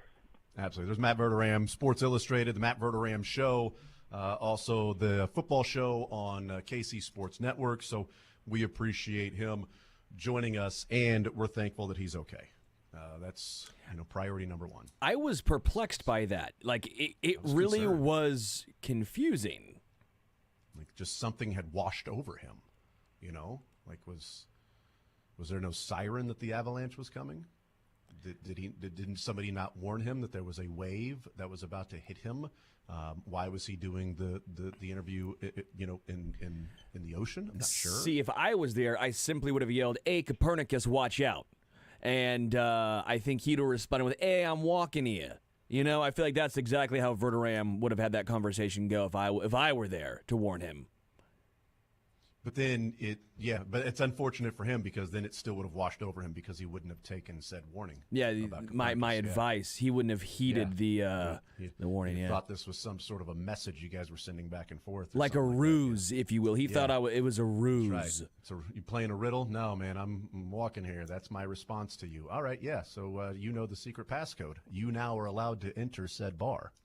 This speakeasy, you can come in because that was the conversation that was expected to take place. But yeah, he's okay, which is good. The 18 game schedule, I was curious of what he had heard, if what's the latest that we'll have. So this year, next year would be the latest, but 18 games next year is in play. I think I would guess probably better than 50% chance that it's 18 games next year. They want to get to 18 games. Yeah. And do you like that, Jason? Do you like 18 games? I like more games. I like more games to be played and more football, so I am perfectly fine with that. You don't have the 3 preseason games. You got the 2 preseason games now, which is really all you need considering training camps and year-round these players training and stuff like that. It's a 365 job. It's not a in-season job.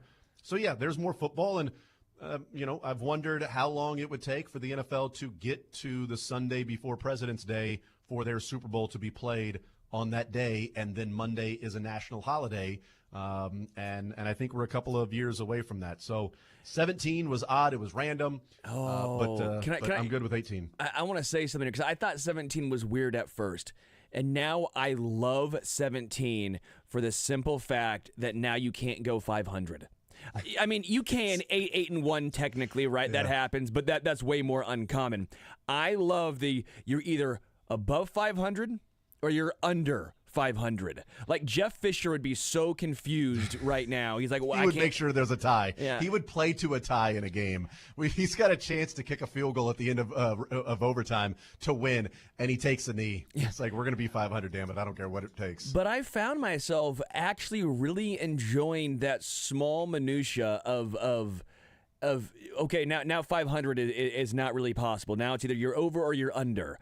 I somewhat enjoyed that. I think it's, again, a very, very small thing. Obviously, I like watching more football as long as it does not affect the players and performance, and hopefully you don't add so many games that now you have, I don't think it would happen, especially in the NFL, load management game. All right, sorry, you got to sit out this game. It's load management.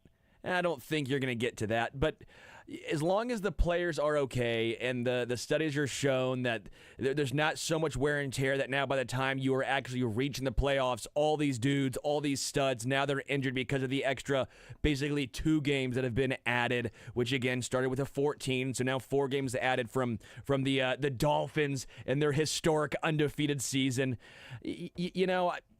As long as that is okay and there's not a ton of injuries as we head into the playoffs, I'm fine. I want to talk about what that would mean. Let's take a time out. Let's get into that because I've wondered if the future of the NFL and their roster construction salary cap will mirror in a way what the MLS has done. And I'll explain on the other side, and that may happen with negotiations and with the future of the NFL after they get to 18 games. We'll do that next.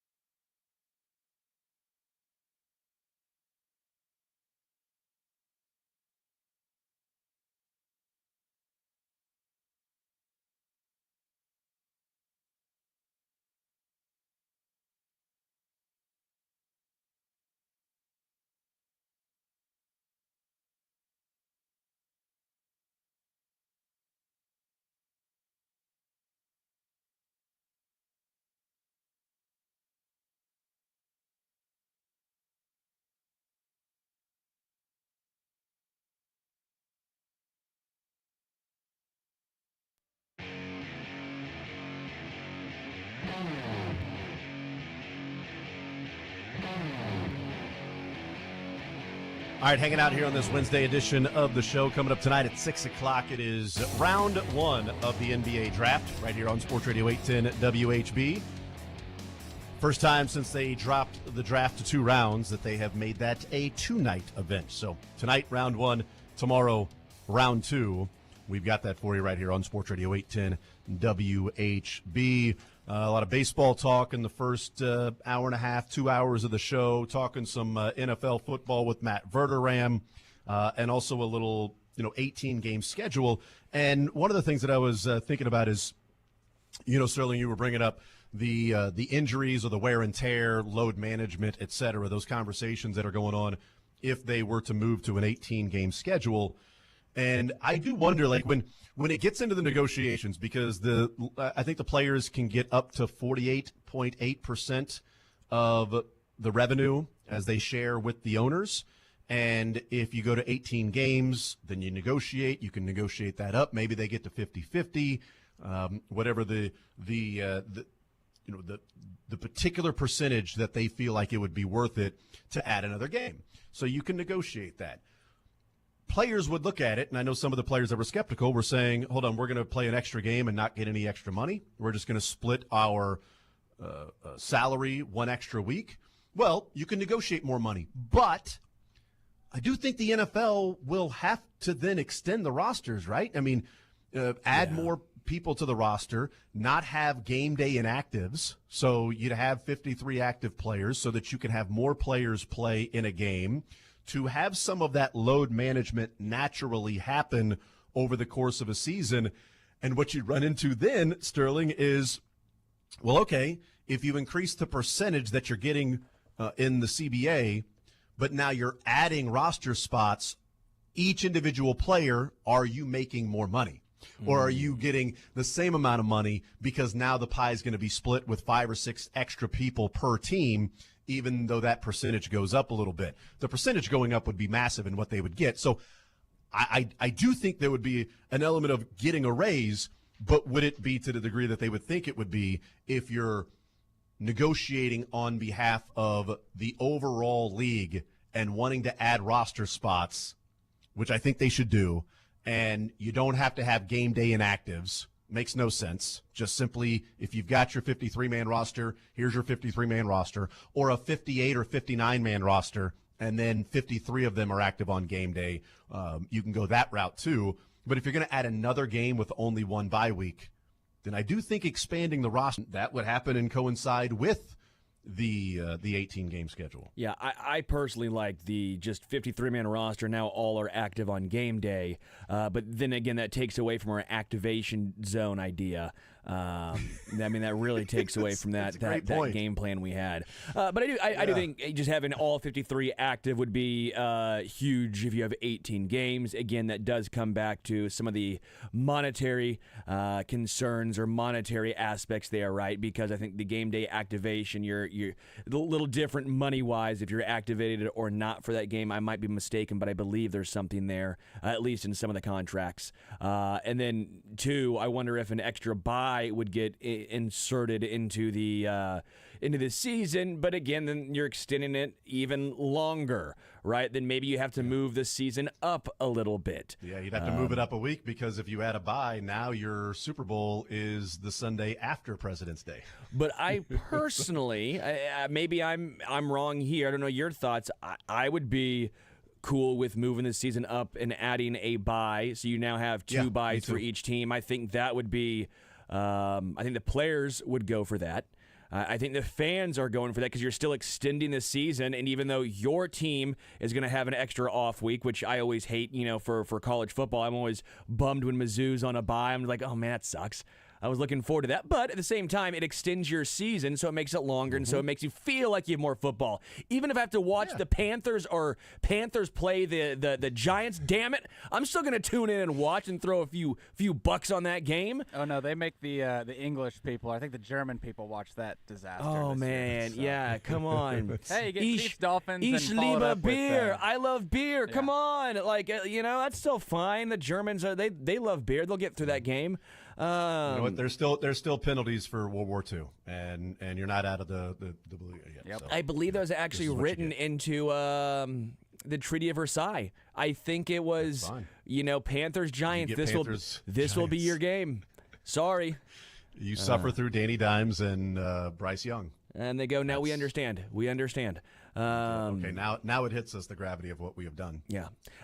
So I guess for me, I think the extra bye would be an easy thing to add, moving the season up a week, as well as having all 53 players active on game day. Those to me seem like the simplest, easiest ideas, at least. So here's what I wonder. We talked about the middle class going away, and I think that is exactly what's happening. And I think the NFL wide receiver middle class is going to be non-existent if it stays at this pace. You're going to pay high-end receivers, and then you're going to go, we're going to draft the other guys because I'm not going to pay $20 million for a number 2 or a number 3 wide receiver. I think it's going to be high-end guys or drafted guys. Maybe a little bit like the running back, but not to the degree that the running backs are not getting paid. Wide receivers, high level, will still get paid. But in the MLS, they've got the designated player, a couple designated players, but they've got designated players that you can pay them outside of what would be the revenue sharing, the cap, et cetera, that goes on. And I wonder if the NFL quarterback contracts rising to this level where Tua is going to sign a deal for $55 million whenever they decide to get that thing done. Trevor Lawrence is making $55 million. Deshaun Watson has a $64 million cap hit this year. Like, it's getting that extreme that if they go the route of saying, for the rest of the league, that, hey, we're going to create a roster exemption specifically for the quarterback, and the quarterback can make this much money. We're not going to depress the market for them, but with this designated quarterback cap, 30% goes against the salary cap. So 30% of what the cap number would be counts against the actual cap. And now you might have some money left over to go, all right, now I will give $17 million to, this wide receiver, that wide receiver, and not have to draft him. I can draft another spot. Maybe there's more money to go around, so the middle class in the NFL can be taken care of. So it's not, we're paying a quarterback, we have to be bargain shoppers everywhere else. And if Trevor Lawrence is $55 million, then the price of doing business in the NFL for a guy who people think could be good, I don't really think – I would not have paid him that money. I'd have traded him. I'd have traded him to somebody that would have given me a first-round pick. I'd have packaged those first-round picks that I had, tanked this year, got my first-round pick, the first-round pick that I traded Trevor Lawrence to, package that and move up and get a quarterback that I think could probably be that guy. Whether that worked in your favor or not, I'm not paying $55 million for a guy that I have to surround him with stud players. Not happening. Yeah. And if that continues to be the case, I mean, you are going to simply – you're going to – a quarterback cap and contract your way out of being able to build a more balanced roster for your team unless you're just turning over rookie quarterback contracts. Oh, he's on a rookie deal. He's on a rookie deal. And it also would be less emphasis on, well, you got to get this guy on a rookie deal. Well, okay, now you can incentivize the quarterback, paying him a little bit earlier. Now the quarterbacks are not worried about, well, I've now priced myself out of what I'm actually worth. I'm not worth 55, but that's the going rate. They're not going to pay me that. I'm kind of just sitting here in purgatory. I don't know how that would work cap-wise, but if it's getting to the extreme that quarterbacks might be 22% of a salary cap at some point, then, maybe they examine the route of a designated player and see if they can separate to some degree what the quarterbacks are getting and the rest of the 52-man roster against the cap. A max salary for a quarterback, almost. Just yeah, right, absolutely. You got to have a cap limit, which I don't see the players. Well, I don't know. The quarterbacks are actually if you're a defensive end or if you're a linebacker, you might say, yeah, screw it. Those guys are getting paid way too much money. I am more valuable. I was thinking the players wouldn't go for it, but how many quarterbacks are there? How many starting quarterbacks are there, by the way, who would even be in consideration for that? Let's just say 32, because the starting quarterbacks all think that they're worth more than they are. Although Mahomes is actually worth way more than he is currently getting, but I digress. Every other player is going to sit here going, yeah, we probably should to try and make this more fair for us. The safeties, the linebackers, the cornerbacks, the running backs, the offensive line, they're going to sit here and say, yeah, you know what, there should be a cap on quarterback because it's screwing us out of money now at this point. It is. I think you're on to something there because it's not baseball. It's not baseball where you can just say, well, the owner will pay up. They can pay all of us, right? There's no salary cap. You can pay whatever you want. There is in the NFL. So to an extent, the quarterback, Trevor Lawrence, is taking money away from everyone else on the Jags. Everyone else probably deserves to get paid more. Well, the question that I think would have to be examined is if, okay, so I can pay this quarterback outside of the confines of a salary cap. Well, then there really is no limit that I can give this quarterback what, he'll be making. But in order to keep it somewhat where it's close to what it is right now, to where, Patrick Mahomes can play in Kansas City, Aaron Rodgers can stay in Green Bay, right? You can get Trevor Lawrence is going to play in Jacksonville, right? These quarterbacks you feel like are worth the money, they will then, Josh Allen is staying in Buffalo.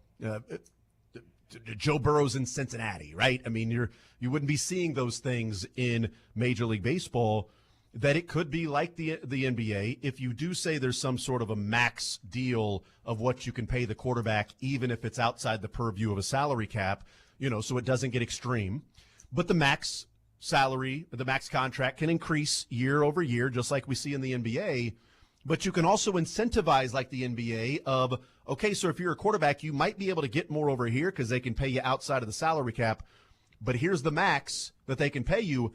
If you re-sign with the team that drafts you, well, here's the max you get from them. Yeah. So there's extra money that if you stay with that particular team as opposed to going somewhere else, it would be incentivized to then re-sign with that team. Also, just like they do right now in the NFL, you would open up that negotiating window a year plus the fifth-year option ahead of when you would be a free agent. So it would also incentivize you to sign that deal right then, 2 years away from when you would get that money on the open market, and now you're taken care of with the guaranteed deals that go along with it. And if love that's that, outside Jason. of the salary cap, then you got more money to pay some of the other players. Yeah, I love that, Jason, because the NBA, they got that, in my opinion, got that right because it helps the smaller market teams. Right, it helps the Milwaukees, it helps the OKCs, or at least it should in theory, because those teams can now offer more money to those players than instead of the Knicks, the Lakers. To me, I thought the NBA got it right when it comes to those max deal contracts. I think the NFL could take a page out of their book, especially in regards to if you are going to have a max for the quarterback position. I'm marking this down as the third anti-Chiefs rule change if they make it. Because we've already had to do the quarterback contract, we've already had to trade the players, and we've had success. It's all these other teams' issue now with the quarterback money kicking in to adjust and manage their own cap. But let's not do that. It does hurt Kansas City. You're right. We're all just going to make it easy on these teams, and they can sign whoever they want because it's not Kansas City. Oh, yeah, I want this to kick in 2040. Exactly. Yeah. It does At that hurt point, Kansas we really City, yes. We need to reel this in. We need to figure this has gotten out of control. The money a quarterback shouldn't be getting 30% of the salary cap. What are we doing here? It wasn't when we signed a $500 million contract to a quarterback. It's when we signed Trevor Lawrence.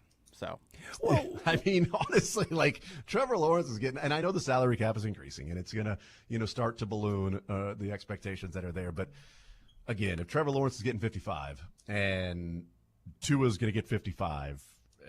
If that's the going rate for those guys. But that's on them. Like, you don't pay those people that money. It's not. Agreed. It doesn't have to be their next up. Look at Kirk Cousins. And look at what Dak Prescott's going to go through this offseason. And they're going to get even more money. I mean, Kirk Cousins got more money than he did in Minnesota. So I can't fault him. But also, I don't get why we have to change the rules every time a team that's not the Chiefs ends up having issues that we've figured out. Yeah, and I don't think the league would look at it as let's screw the Chiefs. Oh, no, I think they the definitely league and won't. but the players would look at it as how does the middle class get more money? Because like we're looking at some of the veterans that it's like, okay, you're a good player, but your vet minimum is more than I'm willing to pay you. So you've played in the league long enough that the CBA actually prohibits me from giving you this contract because I just don't want to pay that money. I don't want to pay $1.7 million for you. I'm going to pay $800,000 to a 6th-round draft pick that's going to play that spot, and I'm going to save that $750,000 and go a different route with somebody. Sorry, your minimum salary is a little bit too much. We can pay that because we're not paying, $64 million against the cap. We only have to pay 30% of that, So now we're paying, $18 million against the cap, $20 million against the cap if it's, talking about the Browns specifically. Yeah. But I'm perfectly fine with the Browns suffering from having to pay Deshaun Watson $60 million Me too. this year. So I'm perfectly fine with that. Yeah. So, it would not benefit the Chiefs, I don't think. It would benefit the team that has the quarterback that's worth the money, i.e. Chiefs, and also is really good at building an overall roster. Houston. Outside of that. So it would benefit the Chiefs in a certain way that they could then take care of their own when they're drafting and re-signing those guys, and also find bargain areas that they've been good at doing anyway. It would help them there. It would give you a little bit more leeway to miss on a player or two if you've got an expensive quarterback. So, Jason, what do the Falcons do then when this kicks in? And they get 7 quarterbacks and name 5 of them designated players. And then turn away Bill Belichick because we have a good GM here. Okay. That's what they do. I mean, come on. It's easy. They announced the other day they signed Michael Penix. I agree that this is it has to happen, but it is just funny that it happens now when we've already passed our part of the issues and we had to get rid of Tyreek Hill. So, Well, and the thing is, if you do it this way, the Chiefs would be penalized even more so because of if you do like the NBA with the All-Pros, where if you make an All-Pro, then you can get this much more.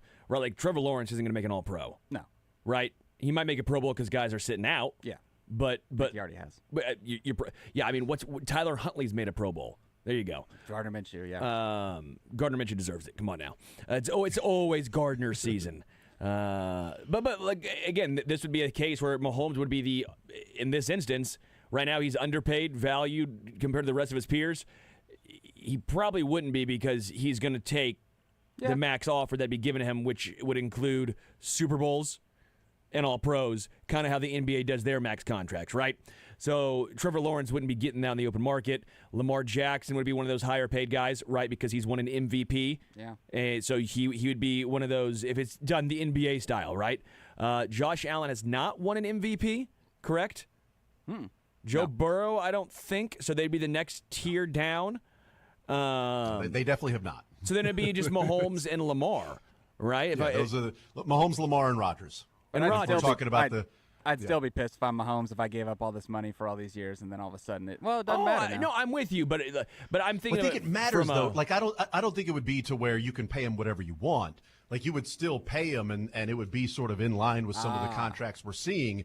It's just only like 30% would go towards the salary cap. And the difference is the Chiefs still have the biggest advantage because they have Mahomes. Like everything we talk about doesn't really matter because when you have Mahomes, he's the biggest elevator and the biggest advantage, right?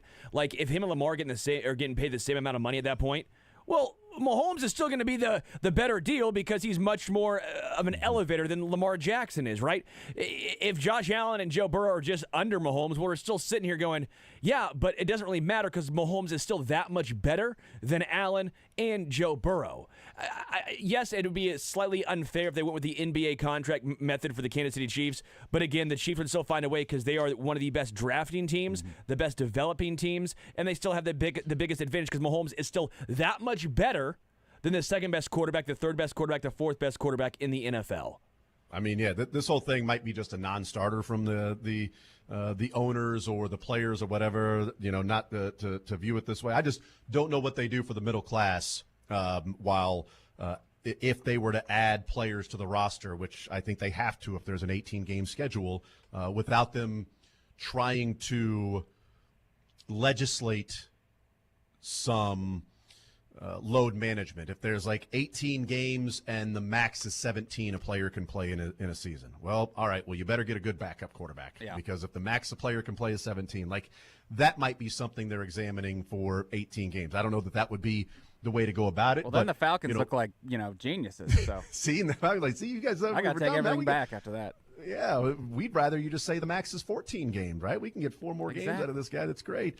The one area that I think it would hurt the Chiefs is if this whole thing were to come about, and it's like, okay, this only counts to the salary cap, so the rest is sort of outside of the pocket of what is shared revenue, then the issue would be the owners can then pay some more money cash-wise to a quarterback specifically to pay for him, and now you get into teams that are cash-strapped, that don't spend as much cash, like the Chiefs, obviously Bengals. I don't know what you would do with that to keep it more balanced, which is why I don't think the owners would go for it, because if they're saying, hold on, we're sharing this pot to go to the salary cap, and then you're telling me only 30% of this goes towards the salary cap, so now we're paying more money over here. And you're getting more money because it's an 18th game that you're adding, and you've got all of this other added revenue coming in. So I don't know. I don't know what they're going to do, but I'm certainly glad that other teams are paying more money for their quarterbacks than the Chiefs have for theirs. Yeah. And also I do want to add the Bengals, like you just said. Like they would like this to not happen or have happened 2 years ago with the wide receiver situation they got going with Joe Burrow. Mm-hmm. So the Chiefs aren't the only team. You are right, but it does just seem funny that it's. I love this conversation we had, guys. This was good, Jason. Good job. Way to bring up NBA contracts. I don't like giving you a lot of credit. I was saying that where was the tie? And there it was. There was a connection with the NBA contracts and his time with the 76ers. There it was. Oh, I wasn't really going that route, but you know what? I'll take credit if you want me to. I'll do it. Yeah. No, I loved it. You brought up a good point because you thought of me when I worked with the Sixers in NBA contracts. Right. That's what it was. We got there. You got the neurons firing for me. Okay, they were just floating around. Then I thought of you, and it was like bing, bing, bing, bing, bing, and they start bouncing around everywhere. That's exactly what happened. But yeah, the 18th game, we'll see what the whole finances and all of that is going to come to, and what the players will fight for, with the owners getting, 18th game, which could be as soon as next year. We'll take a timeout. We'll come back as soon as 1 o'clock. We'll talk with Mick Schaefer from KSHB 41 Sports Director, and we'll take a timeout and wrap up this hour next.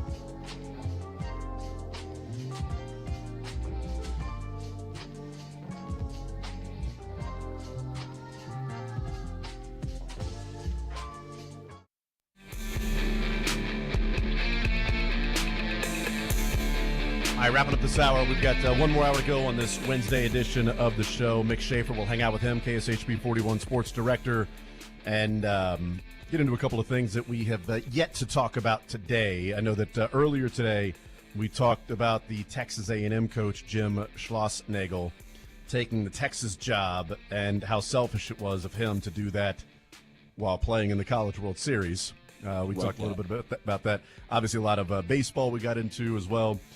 And the Chiefs, there's CBS Sports has top 25 players under 25. Chiefs player shows up on that. A couple of Chiefs players show up on that. And we'll see what else we get into with Mick Schaefer in the next hour, because getting to the bottom of the plot of the Hallmark and Chiefs connection movie, I mean, that's mission number one.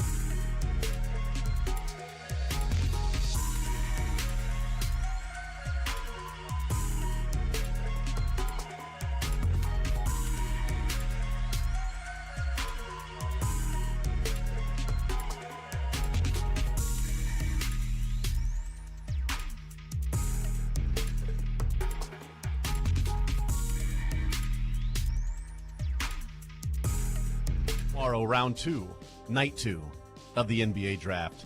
They have separated these into 2 nights. Took them long enough. I was wondering when that was going to happen. Like, what are you doing? People don't want to stay up that late for the second round. Come on, man.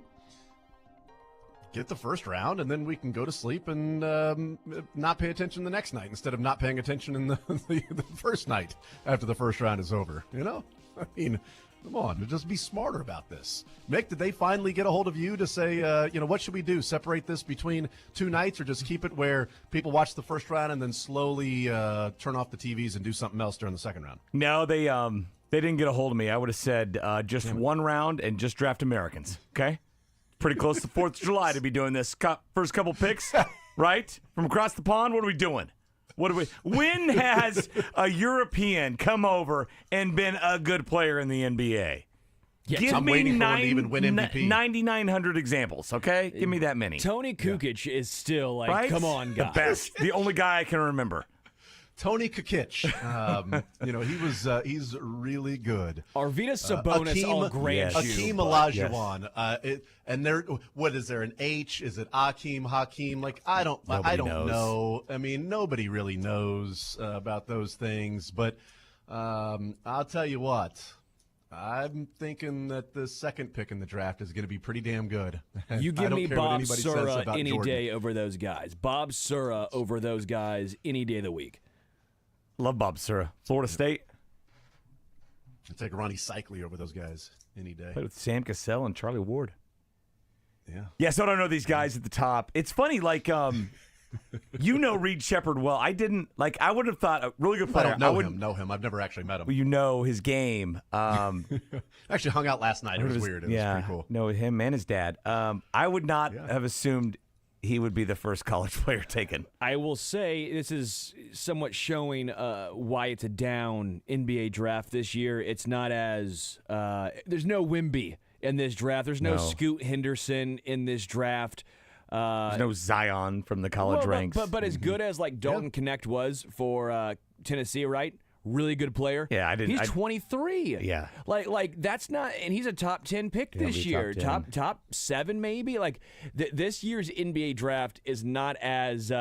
It's more like the Anthony Bennett NBA draft than it was. Well, my favorite is that this is the first year that they did the 2-day draft, and they couldn't get to their people in time enough to be like, hey, even if this draft is awful. Probably don't say that for 2 weeks beforehand, so we have people that tune in for both days on the first year we're doing a 2-day draft. Yeah. So I just think it's funny. It's funny to me every year. The differences between the college game and the NBA game, where one guy can be so dominant at one level and be able to get buckets, and then just be an afterthought, right, to the next level, just because of measurements and height and all that stuff. But yeah, I'm shocked that he's pretty much the consensus guy going to the Hawks, right? Is Jeff Shepard, and a guy like. Reed Shepard. Sorry, not his dad. Not Jeff. His dad is Jeff. His dad is Jeff. Yeah. That's his how old mom I am. was a phenomenal She was basketball great. player. Oh, that's Kentucky, great too. breeding stock right there. He hit the gene pool lottery.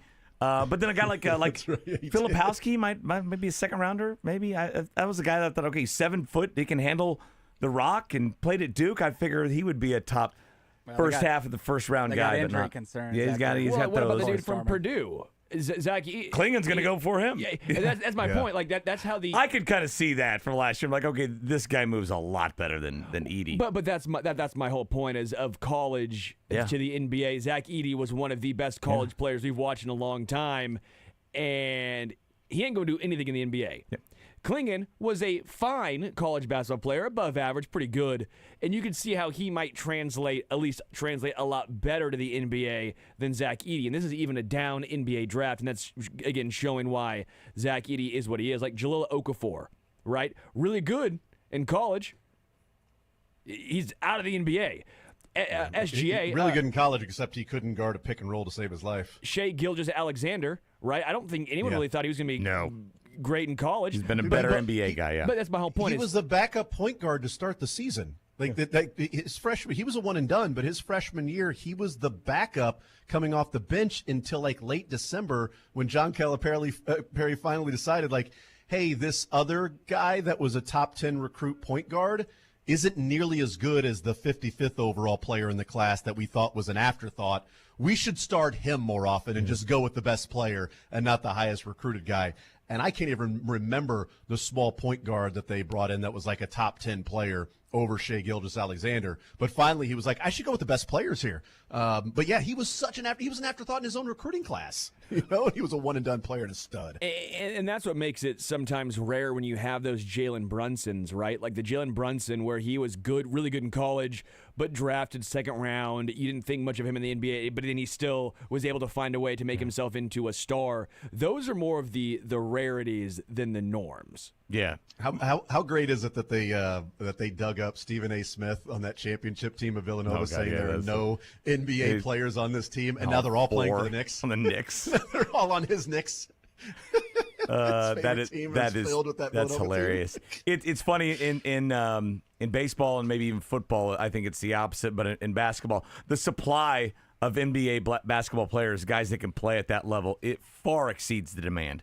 Right? I mean, it's tough. In that second round, I mean, I feel like you're taking 30 guys out of a pool of about 200 that are probably about the same. And it takes those guys like Brunson to where, like, okay, I'm going to be the one that puts the extra work in, right? I've got the little those intangibles, all that stuff. Right, yeah. Jokic, yeah. And so there's a lot of good players out there. And I get it. There's only so many roster spots, and there aren't a whole lot of dudes retiring every year. But only 2 rounds, man. You got to be elite of elite to get drafted into the NBA. And not many undrafted guys. There's not really many undrafted dudes. No, it's not like the NFL, man. No, it's like, oh, your first round, okay, I see it. Second round is a shock, and then undrafted is like the rare of the rare. Yeah. No, I mean, in baseball, you've got, what is it? It's 20 rounds now. It used to be 40. Used to be 50. NFL probably has many. NFL is probably Goldilocks right in the middle, right? 7 rounds is right, but I mean half the guys roughly on every NFL rosters are UDFA guys. Yeah, and so it is not an exact science, but for the NBA, man, you've got to be, and that's why I think like so many sports like what do they say? Pros make Final Fours, right? I think Final Fours make pros, right? You get that extra exposure. That's going to be the extra little tick that gets you over the edge to stand out of those 200 guys that could go in the NBA. I throw out Mario Chalmers as a guy, a Final Four hero. I think he was maybe in that pool right beforehand, but I mean that threw him above that, and he's able to have a decent NBA career and get drafted. And that was I think that run for KU and that magical shot was one of the big reasons why. Jordan Clarkson. I think a couple of those, like Wally Zerbiak had that amazing run with Miami of Ohio, and I don't know where Steph would have been drafted if it wasn't for going to the Elite Eight with Davidson and scoring like 130 points in 4 games.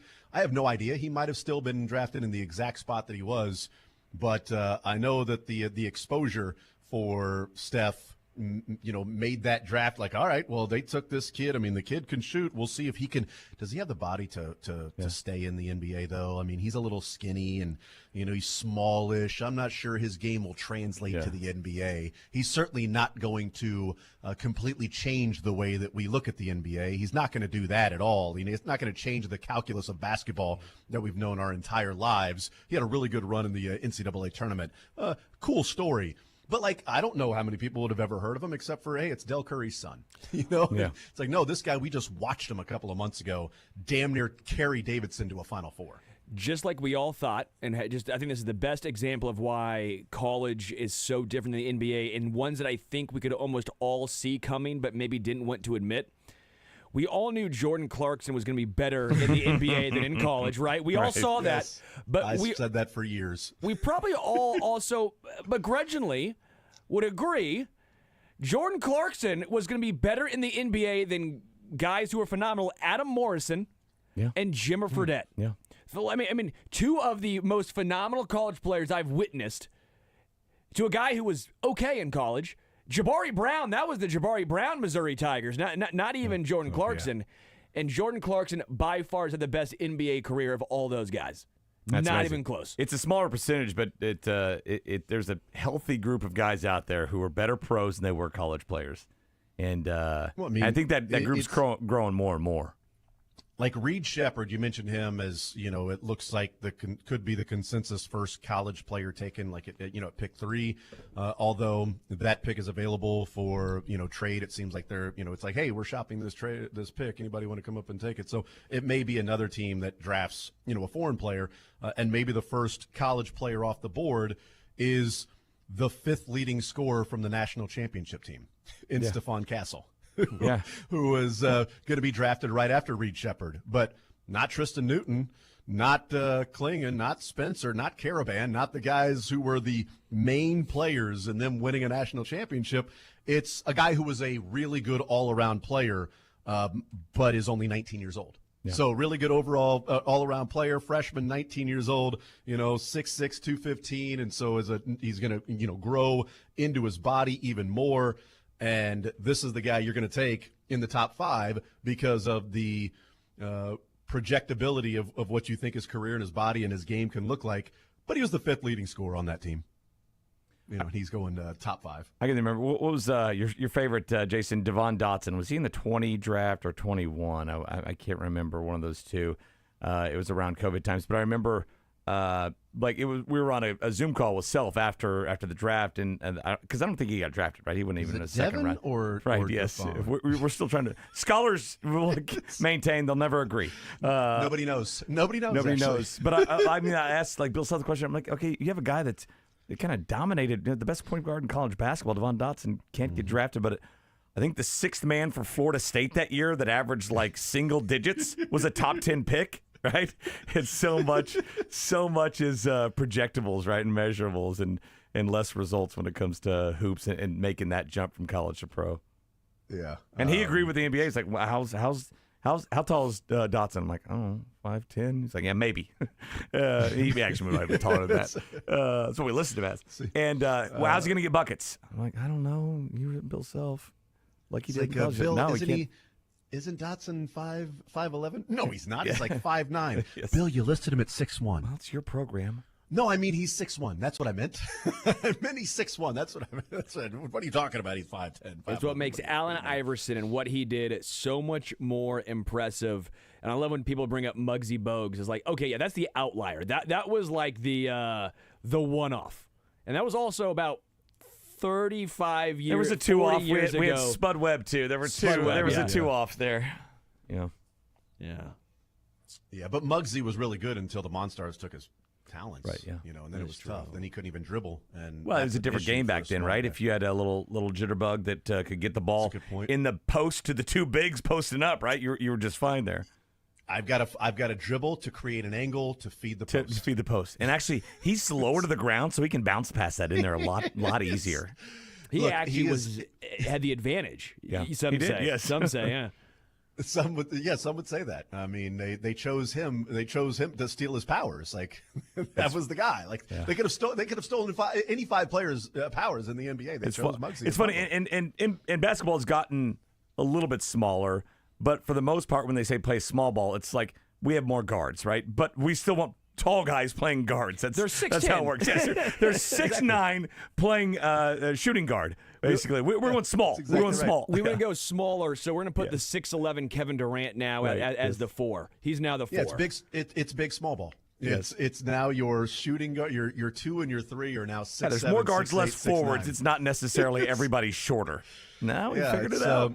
It's positionless that they created in 2014, 2015 is when it started becoming called positionless basketball. Like, well, is he a small forward? No, he's a player. 1980 when it started in overseas, right in Europe, right? Yeah. Okay, you know what? It's like around these here, tall guys, you can teach them to dribble too. It might be better actually. I don't know that we should do that. I mean, is that going to be in the rule book? Listen, he's 8 years old. We need to pigeonhole this kid as a 4. Okay, yeah. I don't care that his mom's 4'11" and his dad's 5'9". Okay, he's a big guy. We're gonna put him in the post. And this kid over in Europe that we think is going to grow to be 6'10". We do need him to play point guard, and I'm going to need him to drop out of school. So he doesn't need to go to school anymore. We're going to have him come to this academy. We'll teach him. Well, we got it. We got it taken care of. He's going to come over to this academy, and he's going to be perfectly fine. We got you. Thank you for giving us your child. I've always wondered, is football ever going to get to that point with skill position guys to where And we kind of are there with quarterback, right? I mean, everybody can run. Quarterback can run as well. But I'm like, are there going to be more passers on the field? Like have a threat in the slot, right? You pitch it out there, he can throw. And the halfback pass isn't this like once a year play you see, right? This gimmick play. You see it a couple times a game. I've always wondered if we'll ever get to that kind of innovation in football, or if maybe it's been tried and like, no, that's dumb. One guy. Well, throws that the guy ball. that they One guy drafted throws back in 2018 draft, I think it was the 2018 draft that they drafted. It was a quarterback in college, but they drafted him to play wide receiver. If you take him that guy that's been a great wide receiver, if you let him pass it a little bit, now you got two quarterbacks on the field. Is Lamar Jackson, I think his name was. Is that it? You take him, the wide receiver kick returner in the NFL now. And he could pass a little bit in college too. I think you might have something there. So your quarterback there in Baltimore right now, and then your Cordell Stewart type guy in Lamar Jackson. I think they should give him a chance to see if he can do that. That's what the Steelers are doing now. They got Justin Fields. They got the wide receiver quarterback. They're ahead of the curve. They're trendsetters. Are the Falcons doing this too? There you go. They are going against the grain of the if you've got two, you don't have one. And they're going, no, we've got two, so we've got two. We've got two. We're just putting them both on the field. And one of them's a kick returner, wide receiver, so they're really not two quarterbacks. So. Exactly. This is now the wildcat of quarterbacks. You know, you went from not needing a quarterback on the field in the wildcat formation to now you've got two out there. Mm-hmm. You don't know who's going to throw the ball. I think or we're run onto it. something. What we need is we need a weirdo math teacher who's never coached football at the high school level, right? To go and take over some program in Arkansas, right? Like it worked with the guy who never punts, right? And always onside kicks. We need him to test that out, right? Test that out at some high school level. You have 6 quarterbacks and 5 offensive linemen and just see what happens. Yes. Remember when in the late 90s when the spread offense was like some mastermind genius? These guys are thinking so outside the box, and this is football we haven't seen before. And they've got like 5 wide receivers, and what are they doing? This is nuts. Look at this. There's video. Look at ESPN. They're showing video. That's their offense. 5 wide receivers, and then they run up to the ball, and they quickly go no huddle the whole time. Well, it's a lot like positionless basketball. In both cases, you're creating space, right? You're creating space for your athletes to work in, and it turns out that's better for you when you're on offense. Yeah, it's weird. Don't just congest everything in the middle. Yeah. And do what you they used to fight wars by just walking up to each other, playing drums, and announcing that we're here. They just get mowed down one row at a time. Guys. Yeah, they aren't fully lined up and loaded with their muskets. Hold on. Okay, you guys are loaded, right? You guys are lined up and they're loaded, guys. We're loaded. All right. Hey, let's war. You guys ready? We're going to war. We're going to war, everybody. Let's war. And what a bold strategy. I would have hated they fought that for centuries, and it apparently worked. And so I would have hated to, just blow the trumpet in the war, right? You have where's my gun? You're the trumpet guy. They're not going to shoot you. Are we sure about that? What about if they do? Or what about if they just miss? They're going for the guy next to me. I can't shoot back. No, you got the trumpet, and so you're going to give sounds on when we go forward or retreat and stuff like that. Well, that sucks. Well, what do you want, the drum? I don't want the drum. Yeah, as a drummer, it's worse because it's heavier. Or no, we got this guy over here, the flag you can carry. We're like, God, no, that's a gigantic target. I'm not carrying the flag. Do we have the white one available just in case? Yeah. I just want to make sure that I'm carrying every flag we have. And if you're the leader, if you're the captain, the general, whatever, you're on the horse. That's the first guy I'm shooting at. No, that's wrong. You're not supposed to in the rules of war. That's not a gentlemanly way of going about it. All it takes is one guy had nothing out there, right? The guy with the trumpet's like, we need a switch. General, sir, I've been doing some studying and some research. I've seen that muskets aren't very accurate, and so standing next to this guy that they're aiming at doesn't feel. Play the trumpet. Do you just say whoa, time out? Like in three Amigos, we're like, real bullets, you're in big trouble, mister. No, actually, he's required to play taps for himself. That's right. As he's going down. It's the last thing you can do. Actually, you had time between shots with those old muskets to actually go and beat a guy to death with a trumpet before they got the next shot loaded. Believe it or not, Canada still uses this strategy. Canada is still them in Switzerland. Yes. They have the Halperts, whatever they're called. Yeah. I think the gentlemanly way of actually announcing that it's time to war was the call to the post, like they do with horse racing. Yeah. Yeah. So the trumpet just gets up there, and now we know. Okay, there's the call to post. Everybody ready? All right, you ready to war? We're going to war. We're gonna You're war ready now. to war, though, right? Is that All right, we're before warring. or after the coin toss for who shoots first? Oh, good call. Do they have the Kentucky Derby announcer as well? No, And he shoots his musket. No, And he's the road reloading. team. The road team shoots first every time. The red coaters got their chance to shoot first. Yeah, You they know, did. They were- the Americans. they were the playing on our ground. revolutionaries. Yeah. The revolutionaries were able to get the home field advantage. We shoot next. We're shooting last. Yeah, that's exactly how it went. And like we said, that's the NBA draft. That's it. So How did we get to that? doesn't matter. Doesn't Connecting even the matter. dots here. Only thing that matters is that we got there. I think Okay, we got how we got there was together. the friends along the way. A lot of thought credit to a bunch of men who lined up 100 yards across from each other and took turns shooting at each other. Is for that why a war. football field's 100 yards? Maybe. I Maybe. don't think so. It must be. It must be. Mick, don't smile because it's over. Cry because it happened. You know, that's. We'll take a time out. We'll come back and, boy, I got to get into this plot of the Hallmark movie because Let's I need to go. know about the super fans. Which other fans is she going to be in contention with to win Fan of the Year?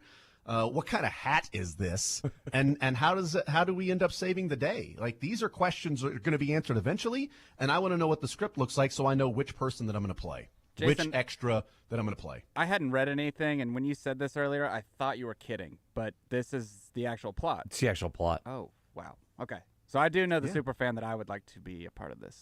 I think we all know. We all know. Puppet I'm not lady. sure. Hawk Tua. What's up next?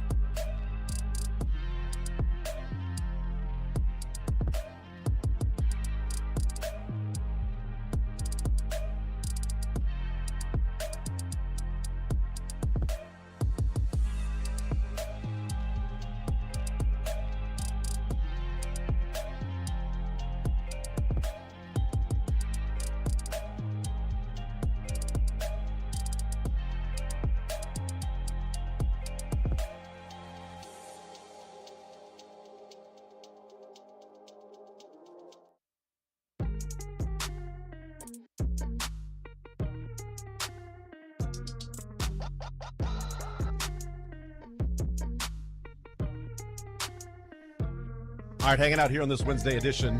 Mick Schaefer, KSHB 41 sports director, is with us as well. We had up until 2 o'clock.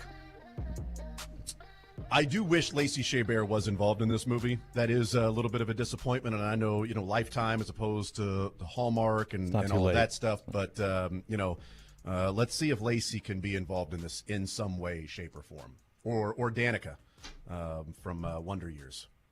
If we can get her involved. Does she doesn't act anymore, right? She's a professor, right? She's a mathematician. Well, I mean, yeah, she's got like all these degrees Winnie. in math number thingy that she's like, I'm very smart, that's how she talks now, which is weird. So good at impressions. Yeah, thank you very much. Wonder Years, I wonder. But yeah, I don't know. If she does it, then let's bring her back. Let's get Danica McKellar as part of this cast. So Lacey, she can do math. Lacey's been in the most Hallmark movies of anybody, right? It's like 30 some at this point. Mm-hmm. Is it so? This is where my wife would be very upset with me. Do they all have to be Hallmark if they're like on Lifetime? Because I know there's the Lifetime Christmas movies, and she's I think. She's known as like the Hallmark Queen, so she's. Yeah, so she should be a part of this. I would like to know the difference. Like, yeah, feel good story around a holiday time. I feel like kind of. She was in That Party of Five and Mean Girls. I think that's all she's ever done. I just remember from Mean Girls, and then every single Christmas movie that I watch with my wife. It's Lacey's in it. Is Danica in it? We're on first name basis now. So the girl from Wonder Years has been in Hallmark movies too. Yeah, okay. It's one of our favorite ones. I don't watch them. I just Christmas make fun at of the them. Dinner Table is one of our favorite ones. Is that what it's really called? It's a very good one. Yep. Yeah, I feel like they could have a better plot for this one. So later this year, Hallmark's annual Fall into Love movie event is Lacey Chabert's next Hallmark film. Okay. Do you actually fall? Like that sounds. You Fall in fall love. into love. You can. There's Like a lot of stumble.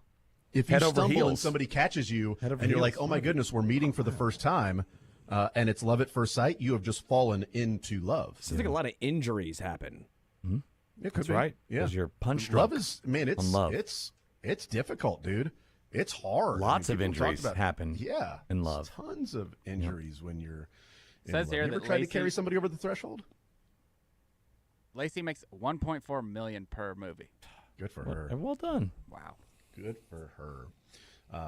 So this is about super fans that apparently she's trying to be the fan of the year, and there's a conflict of interest because the person that's helping decide fan of the year apparently is also striking up a relationship with one of the contestants.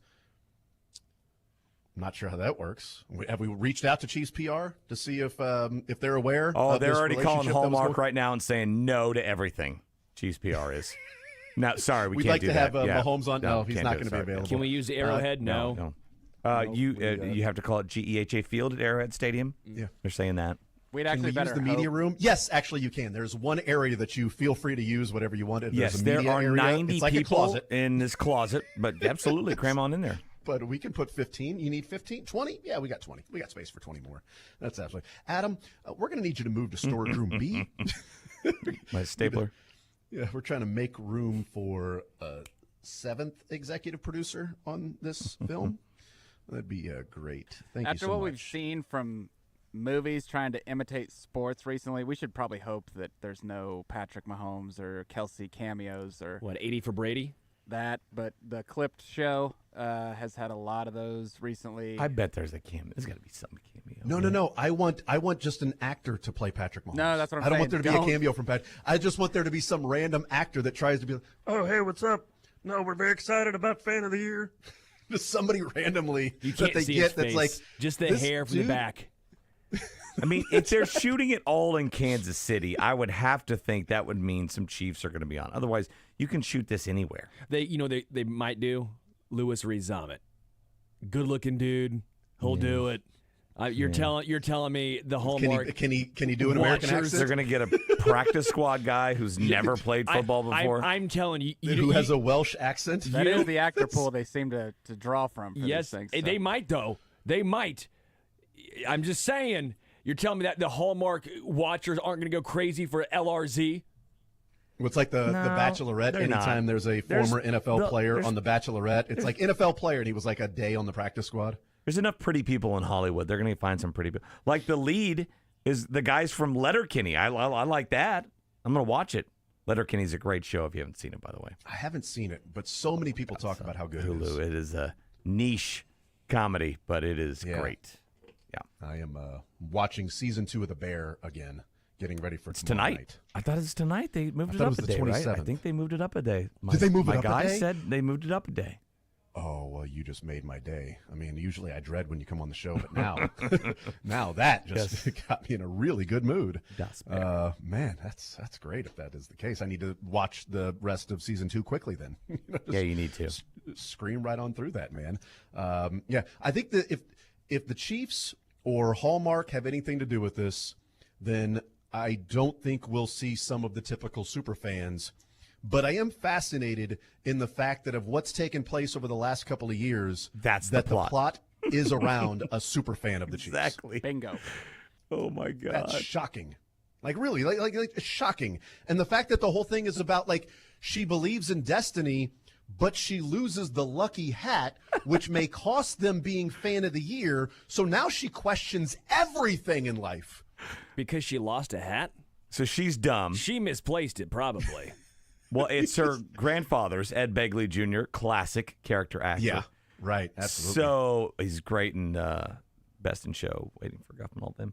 So here, I'm just imagining this writer's room, right, where they're like, all right, we need a serious conflict in this movie. All right, does somebody die? Or no, a car wreck. Yeah, no, somebody gets cancer. I got it.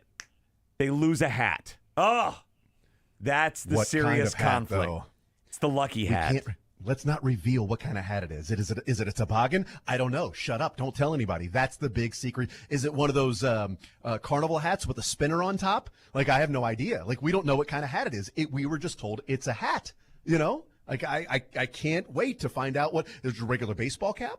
You know, is it they call it a hat, but it's actually a helmet that was worn by like Len Dawson or what they call in the film Den Lawson, the former quarterback of the Chiefs. You know, was that the hat? They don't have the rights to say Len Dawson. Chiefs didn't grant them. Sorry. Sorry. You actually have to call in the chefs. Okay. Yes. It's like I don't know. I'm just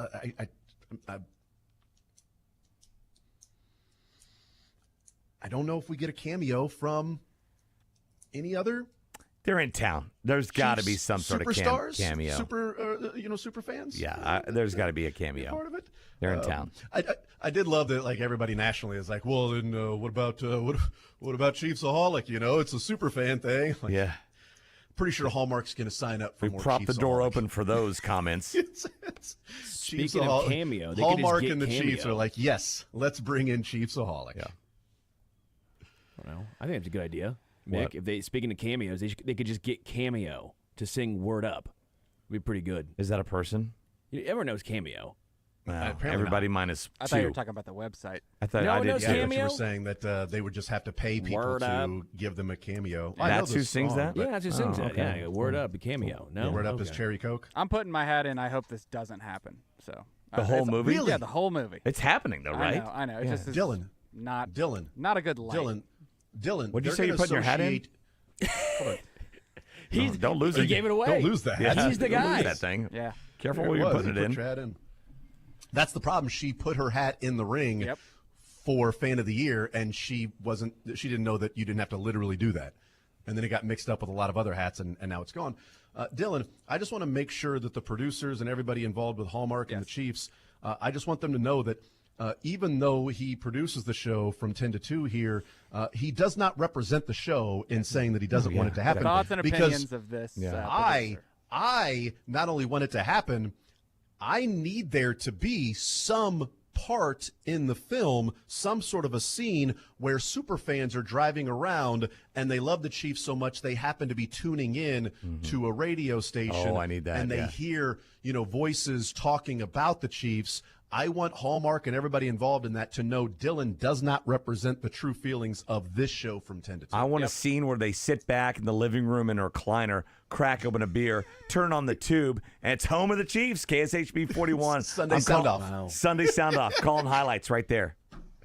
It's just an avenue for everyone to rip on us, as they did when the announcement came out with the Chiefsaholic stuff. And all of it. I feel like this is less mainstream than all the Chiefsaholic stuff. I mean, they've made hundreds of Hallmark movies. Yeah, I don't know if I've seen any of them. The announcement was the kind of now everyone's going to be looking for it, and the clips will come out if it is not accurate. The Chiefs have a guy get arrested like every 2 weeks. There's plenty of fodder already for people to make fun of him. And you're at the top of the mountain. People are taking shots anyway, so that's true. This is just another thing. Maybe I changed my mind back. I mean, I'm on the fence now. So I also want Hallmark and those involved to know that as a summer job, as a part-time job while interning with 810 and working nights and weekends and things like that, I did clean the Hallmark planes there at the downtown airport. That was really? one of my jobs. So I just want them to know that I do have a connection there with Hallmark. So. My dad was a pharmacist, is a pharmacist. In his store, he sold Hallmark cards. See? I have gotten my parents a Hallmark card before. Boom. You're in as well. Yeah. Yeah. I met a guy named Mark in a hallway, and I know a guy named Mark Hall. True story. Really? Yeah. So then, Did you mark him? in a book, it would be Mark Hall, comma Mark. Yeah, it would be. So that's cool. That's very neat. All right, Jim Schlossnagel had a great press conference on Monday in which he was very nice to everybody involved and was not hypocritical and didn't come off as a total tool. Complete and total tool, and is still at A&M and shows the loyalty that you would want from every coach and what college athletics has always been about and built on by these coaches, and why it shows that the players have been the issue this whole time. He was also introduced as the Texas coach. So all that happened while being introduced as the Texas coach, oddly enough. We'll hear on the other side Jim Schlossnagel answering a question about the A&M job and his answer there and his attention during the College World Series while taking the Texas job. We do that next.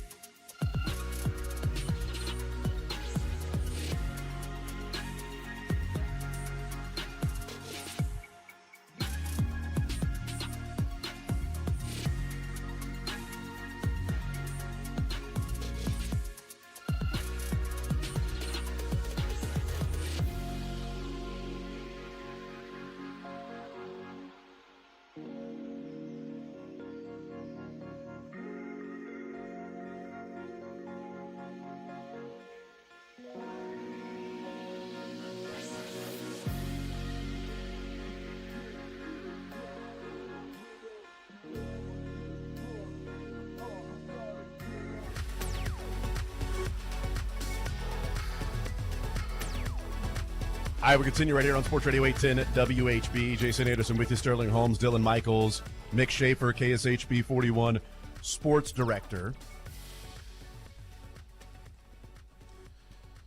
The sequel to this, I've got an idea here. To the movie? Sequel to this movie? Yeah, sequel to this movie, part 2, that comes out next year. He's a Chiefs super fan that's no longer at games, and people don't know where he's at. He's now missing. He doesn't show up to games anymore. He gets caught robbing a bank. Man, you have a creative mind. Turns out, he couldn't go to Chiefs games anymore because he was in debt because his son was really sick, and he's robbing banks to pay for the medical bills. His son is at Children's Mercy. A very lovely nurse he meets, and they have this great relationship. Turns out her dad is the judge. Oh. Yeah. Wait, yeah. And can there be a rug that really ties the room together in this movie as well? Could be. Can I change my vote to reflect that I did like the Hallmark movie idea until I heard about the plot? Now I don't want it to happen because it sounds like a bad movie. What about my plot? Your What plot about my sounds great. This No, is every single Hallmark movie because of all time. It changes the narrative of Chiefs super fans robbing a bank. You know, Yeah. he's done this guy's doing it because our healthcare system is so messed up. He's trying to help out his son that is sick and meets a lovely nurse at Children's Mercy who do great work. Now we get to show how great Children's Mercy is. We get to show that Chiefs fans that do rob banks do it really for a higher cause and a real stronger meaning, and not just to support their Chiefs holicism. So he's out on a lot of bail money. He's out on bond, right? I guess to meet this lady before the trial. Right, and what ends up Who's had met paying her for that before. because he apparently has money issues. Well, he'd met her before because of his son being at Children's Mercy. Oh, so He's she's just, paying for it then maybe. Well, but No, then I mean, He's on a met- nurse's yeah. salary, guys. Yeah, he's taken all of his money that he used to go to Chiefs games and go to all the away games, and is now using it to help pay for the medical bills, but he's run out of money. And over the years of paying for the medical bills and not going to Chiefs games, that's when he developed this relationship with this lovely nurse, and they've fallen in love. But, you know, he's got all of these other things going on, and so he still needs to be able to pay for it, so he robs the banks. Just so happened that her dad is the judge. You also forget there's got to be some busy businessman who's too busy for love in there at some point. Maybe that's her original husband, right? And then everyone roots against that guy. You got to have that, that actually, part too. and the prosecuting attorney is her ex-husband. Oh, okay. There we go. Yeah, we've dwindled Kansas City down to a town of like 50 people. Like all the connections. What are the odds for all this? Well, that's every are the single odds? Hallmark That movie is is there's only 50 people In the that town. live in the yeah, town. they're all great looking. Yeah. That is, yeah, they really are. And the It's such a guy good-looking town. and the guy like gives out Christmas trees for free on the holidays. He's such a nice guy. He's How such is a he nice single? guy, and then they meet at the gingerbread festival, and that's when sparks fly, and he's got a plaid shirt on the whole time. Got to have plaid. And you know they somehow went to high school together somehow. Yeah, and they're reconnecting. With all the technology these days, they still somehow haven't seen what each other has looked like the last 30 years. It's wow, amazing. you look great. Yes. Wow, you do too. Well, and his wife died. There's always that. Oh, He can't get over that. So, Yeah. yeah. And there's a kid involved, right? And he'll do anything for little Stanley. Yep. And by the way, my movie is called Bank on Love. Let's hear from Jim Schlossnagle, introduced as the Texas head coach today, who told Richard Zane he was selfish and it was unfair for him to ask that question about the Texas job opening on Monday. Here is Schlossnagle as the new Texas coach. I want to publicly apologize to Richard Zane from Texags. He's a young reporter. He asked the question. That was an obvious question. I wish I could have answered that better. But in the moment, 30 minutes after the last pitch, all I could think about was our players. And I really wasn't in the mood to talk about myself or the future. So I apologize for that to Richard. Well, there you go. That was nice. We said he owed him a public apology, and he gave him an absolute public apology. So that was very nice of him to do. I hope that Richard Zane gets a little higher standing in the A&M fan base for him as a reporter from getting torn down most of Monday night and yesterday morning to now going, you know what, I'm glad you asked that question because we found out what kind of coach this guy really was. We found out what he really – I also thought he was asked another question about his attention being totally on A&M, and his first response was, look, that is a fair question. Like, oh, boy, this guy got a lot of training in 24 hours. That's weird. When do you think they started talking about him taking the Texas job, Mick? After that press conference Monday night, roughly, maybe 5 minutes before that, maybe 3 weeks before that, yesterday morning. When do you think they really started walking going down off the the podium after the final game, the college pro? Hey, by the way, been meaning to bring this up to you. We do have an opening as of 12 hours ago. I'm going to guess it was immediately after. The latest was immediately after Texas's season came to an end, which would have been in the Super Regional? Did they make it? Yeah, There were a couple weeks ago. Yeah. So that's the exact latest. And look, I'm not a coach leaving for a better job, leaving these kids behind. How dare you, guy? I don't care. You go make more money. Go get it. Good for you. I mean, it's every other job and every other line of work you can go and trade jobs and change it out, and people don't begrudge you. So I've never been that way. Going to a arch rival though, man, I'm still stinging from Kelly Maxwell transferring from Oklahoma State to OU to pitch this year and win a national title. So I'm still stinging from that a little bit. So that's tough to do. Yeah. But then also just how he handled that question, which it stinks. I hate that question. In those situations, I don't think I'd ever ask it. I get it. It's maybe your last chance to talk to these guys before they would make a move like that.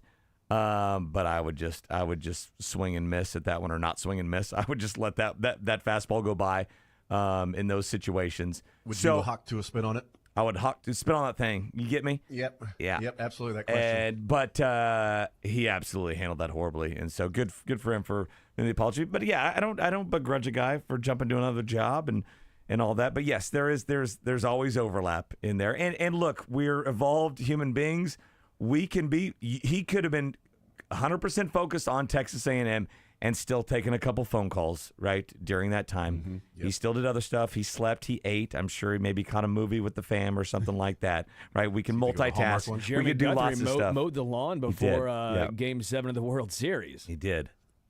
Good for that's yeah. He goes. That was his normal routine. He goes, Yes. I'm going to keep my normal routine. I love it. That's great. So yes, you could do other things and actually entertain other offers, yet still, hey, carry those guys all the way to the brink of winning a title. So I think they overachieved, right? A&M this year, as opposed to, hey, they should have won the title. He would have won the title had he not been talking to Texas. It leaves open the question, though, as he was answering the Richard Zane question on Monday night of saying, well, that's like, asking if Braden Montgomery's going to sign in the draft, which then leaves open the question of, is he? We ask that all the time, though. I mean, it's always the KU thing, right? It's always KU guys when they lose in the tournament. Hey, are you going to the draft? Are you sticking around? And it used to be a bigger deal back in the day because now you can go at any time, and we're going to talk to you a lot more. You can pull your name out at any time. But yeah, that was kind of in that same category of like, you know what? I don't. They just had the biggest disappointment of their playing careers. I'll ask you all about the game, right, and about the season, but I'll let somebody else ask. Like, hey, Drew Gooden, are you going to go to the draft? Real quick, isn't it like the AD for Texas, Chris Del Conte? They've had a relationship. They've been friends for a long time. He talked about that's the reason he's taken the Texas job is because of that. Dude couldn't have waited one day to announce the firing of the coach. I know, right? The whole reason he got asked about it post-game was because it was announced earlier that day that they fired that coach. And you knew he was going to coach for you. You knew he was your next coach, and you still announced it that day? You kind of screwed him. You threw him under the bus. I mean, and that's your guy? That's the guy that you can't wait to work with again? I'd have some real questions about how that whole thing went down. They could have waited one day to fire him. Completely agree. I would. My other question would be, are you related to Billy Zane? And then for the coach, how do I say your last name? And then the reporter would say, I have a child. I have a child. I have a child. It's a walk-off. It's a walk-off. It's a walk-off. I have a child.